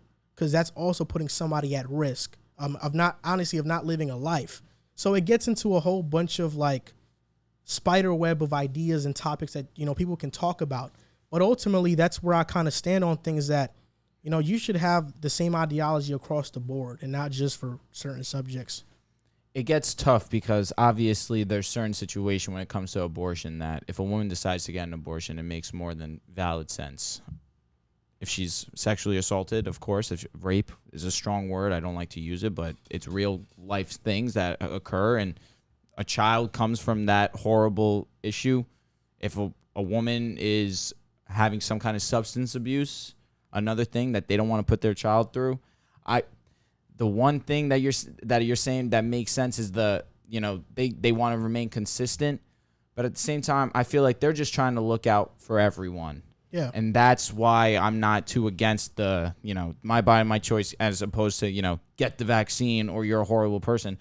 I don't think that way personally, but they're trying to look out for everyone, and they feel as if the vaccine is going to be beneficial to everyone.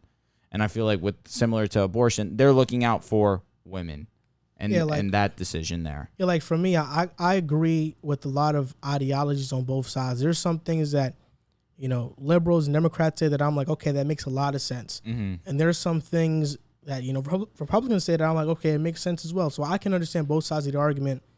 For me, I'm more like, in terms of like the ethics of things and the moral compass of things, I side more with like Democrats and their beliefs on things. But like in terms of like fiscal policies, I'm more of like a right-leaning person. So you're a moderate. Yeah, I am a moderate. Yeah, I would probably say I'm probably a moderate, more so lean liberal. Neither. I don't really do the politics stuff. I mean, I don't really claim myself as I really don't. That's if well I had said. to claim something, I'll probably claim whatever my dad is. So a Democrat, I guess. But it's like obviously lower taxes is super firm, but caring about the lives of others. That's more liberals, which makes no sense to me. Everyone should care about that. So that's why I'm probably more liberal in that sense, because Republicans' moral compass seems to differ from what my beliefs are. And that's the biggest thing for me. So on to the last topic. We know we went on a tangent, but we're going to talk about John Wall, the Rockets seeking a trade, and potential teams that he can go to and what it means for Houston. So the Rockets came out and said that John Wall and them are working on the trade to get out of Houston. He has 2 years and over $90 million left on his deal. And the Rockets have told John Wall, listen, you can show up for training camp, that's fine, but we don't want you to play in the regular season. So John Wall, You're gonna call from the Hall of Fame. Yeah. So John Wall is not going to play one game in the regular season for Houston, regardless if he's traded or not. Which means he could make $40 million for doing nothing, not even playing or doing his job. What teams do you think can use John Wall right now on their roster? And what does this mean for Houston, for Kevin Porter Jr. and Jalen Green's development? What do you think it means? I'll start with you, Riff. Well, for starters, shout out to Houston, because they're showing that they care about their players. They did that with Boogie, too. They tried to find him a destination. Same thing with Harden. They came to an agreement that they'll find him the place he wants to go to. And then with John Wall, telling him he doesn't want to buy out. And they said they'll find the best thing available for you. We're going to work with you to get a trade. So shout out to organizations that do that. Kevin Porter Jr. will be the one this year, so I think that's great. You get your young guys in. Kevin Porter Jr., Jalen Green is going to be the backcourt for the next 10-plus years for these guys, hopefully. So this is great. Steven Silas starts with his young guys. He gets to groom them, and, they get to develop, and that's great for them. Now, for John Wall, it's tricky because for the question, what teams can use him, I'm sure a lot of teams can use him, but cap-wise, how does it work? You know what I'm saying? I think cap-wise, probably the Clippers are the only team. I think John Wall is better than Bledsoe. I think he'd be great for them. He looks like he wants to be on a contender. But for teams that could use him, obviously the Clippers could have used him. The Bucks could have used him. He would have been great. Miami could have used him. I think that would have been a great addition for them. But I think ultimately the Clippers are probably the lone playoff team that can make a move for him. I'm thinking maybe. Quick question. Reggie Jackson's emergence, I'm saying, but his emergence, it wouldn't allow you to lean a little bit to giving Reggie a little bit more opportunity? Because once you bring in John Wall, obviously, he loses that. Loses what? That opportunity. I don't think so, because I think Reggie still starts. I think he still starts, but John Wall's not coming off the bench. John Wall is going to come off the bench. He's going to come off the bench, yeah. At this point in his career, I think he knows I think he's okay with anything. He was solid on the Rockets last season. I think he's okay with anything as long as he's playing on a contender. Now, because the team I could see him going to would be, you mentioned Cap, obviously it would be difficult. If he were to go to the Celtics, he would probably start. Over Smart? He would. But that's why I think they're asked. pretty dedicated to Smart at the one. But they've had Kemba or Smart starting. Who would you rather? Which Kemba am I getting? Let's say this season, right? Who would you rather have? Kemba. The thing is, I would personally rather Smart for my team. But ultimately, for what he's done already as that six-man role, I'm cool with starting Kemba. Right. Now, similarly, John Wall coming in, I think John Wall probably could start. It's John Wall and Kemba Walker. At this point in time, it's splitting hairs. I probably lean Kemba because he's healthier, but John Wall is a better basketball player in my opinion. Okay. So regardless of that, I think John Wall would fit the Celtics as opposed to the Clippers, just because you add another scorer to the Celtics. Obviously, they could use more scoring outside of Tatum, Jaylen Brown. Marcus Smart isn't as consistent as a scorer as John Wall has been. And then to the Clippers now, Reggie Jackson emerged this postseason. Like, he really showed the Clippers that he could be a solid piece for them for a few years to come now. Kawhi's not going to be there. Which is why I think they need John Wall. A 20-9 guy. He's better than Bledsoe by far. No, he is better than Bledsoe. And I think they need another guy like that. But we know Marcus Morris has the ability to score. He's a solid scoring option. Paul George obviously is going to be the primary ball scorer on this team. Reggie Jackson showed he could be a number 2 option on a winning team. He won some games. It was close between the Suns, of course, but he played a huge part in that Utah series and them getting past Utah. So I don't know if I would step on Reggie's toes and bringing in another point guard to, squabble minutes with, but I feel it makes a little bit more sense given the fact that Marcus has already understood his role on the Celtics. I agree with that, but the Clippers were one of my teams that I had. I also had Boston because I think he would be a good fit. He would be a true point guard for Boston with Tatum and Brown and Horford there. That would be a pretty solid team. You think Horford wouldn't go, though, to fill the cap? True. Oh, that's right. That's true. And they do have Moses Brown. I'm thinking about this. No, Moses Brown is on Dallas. I forgot they moved him. I'm thinking about this as a buyout option. Okay. And Houston has said they don't want to buy out John Wall, and I understand it. But I don't think any team is going to trade for John Wall given his contract. For sure. Another team I thought about was Philly. Interesting. I think Philly, if they lose Ben Simmons, they need a point guard, and John Wall could play well with Joel Embiid if he stays healthy. But, would Philly do a trade of trading Ben Simmons and for John Wall and some more pieces? Let me ask you a question. Because Eric Gordon, maybe John Wall, Eric Gordon, and Daniel House or they would something need like another that. player, dude. Do you think Bledsoe and Kennard is enough? That's No. 40 mil right there. No. Or 31. That's 31 To get mil. him, you're saying? To get John Wall. Man, I don't think so. For I me think John Wall's a little, but at this point, I think Houston just wants to get rid of John Wall. Yeah. That's why I feel like Bledsoe's on a 1-year deal, if I'm not mistaken.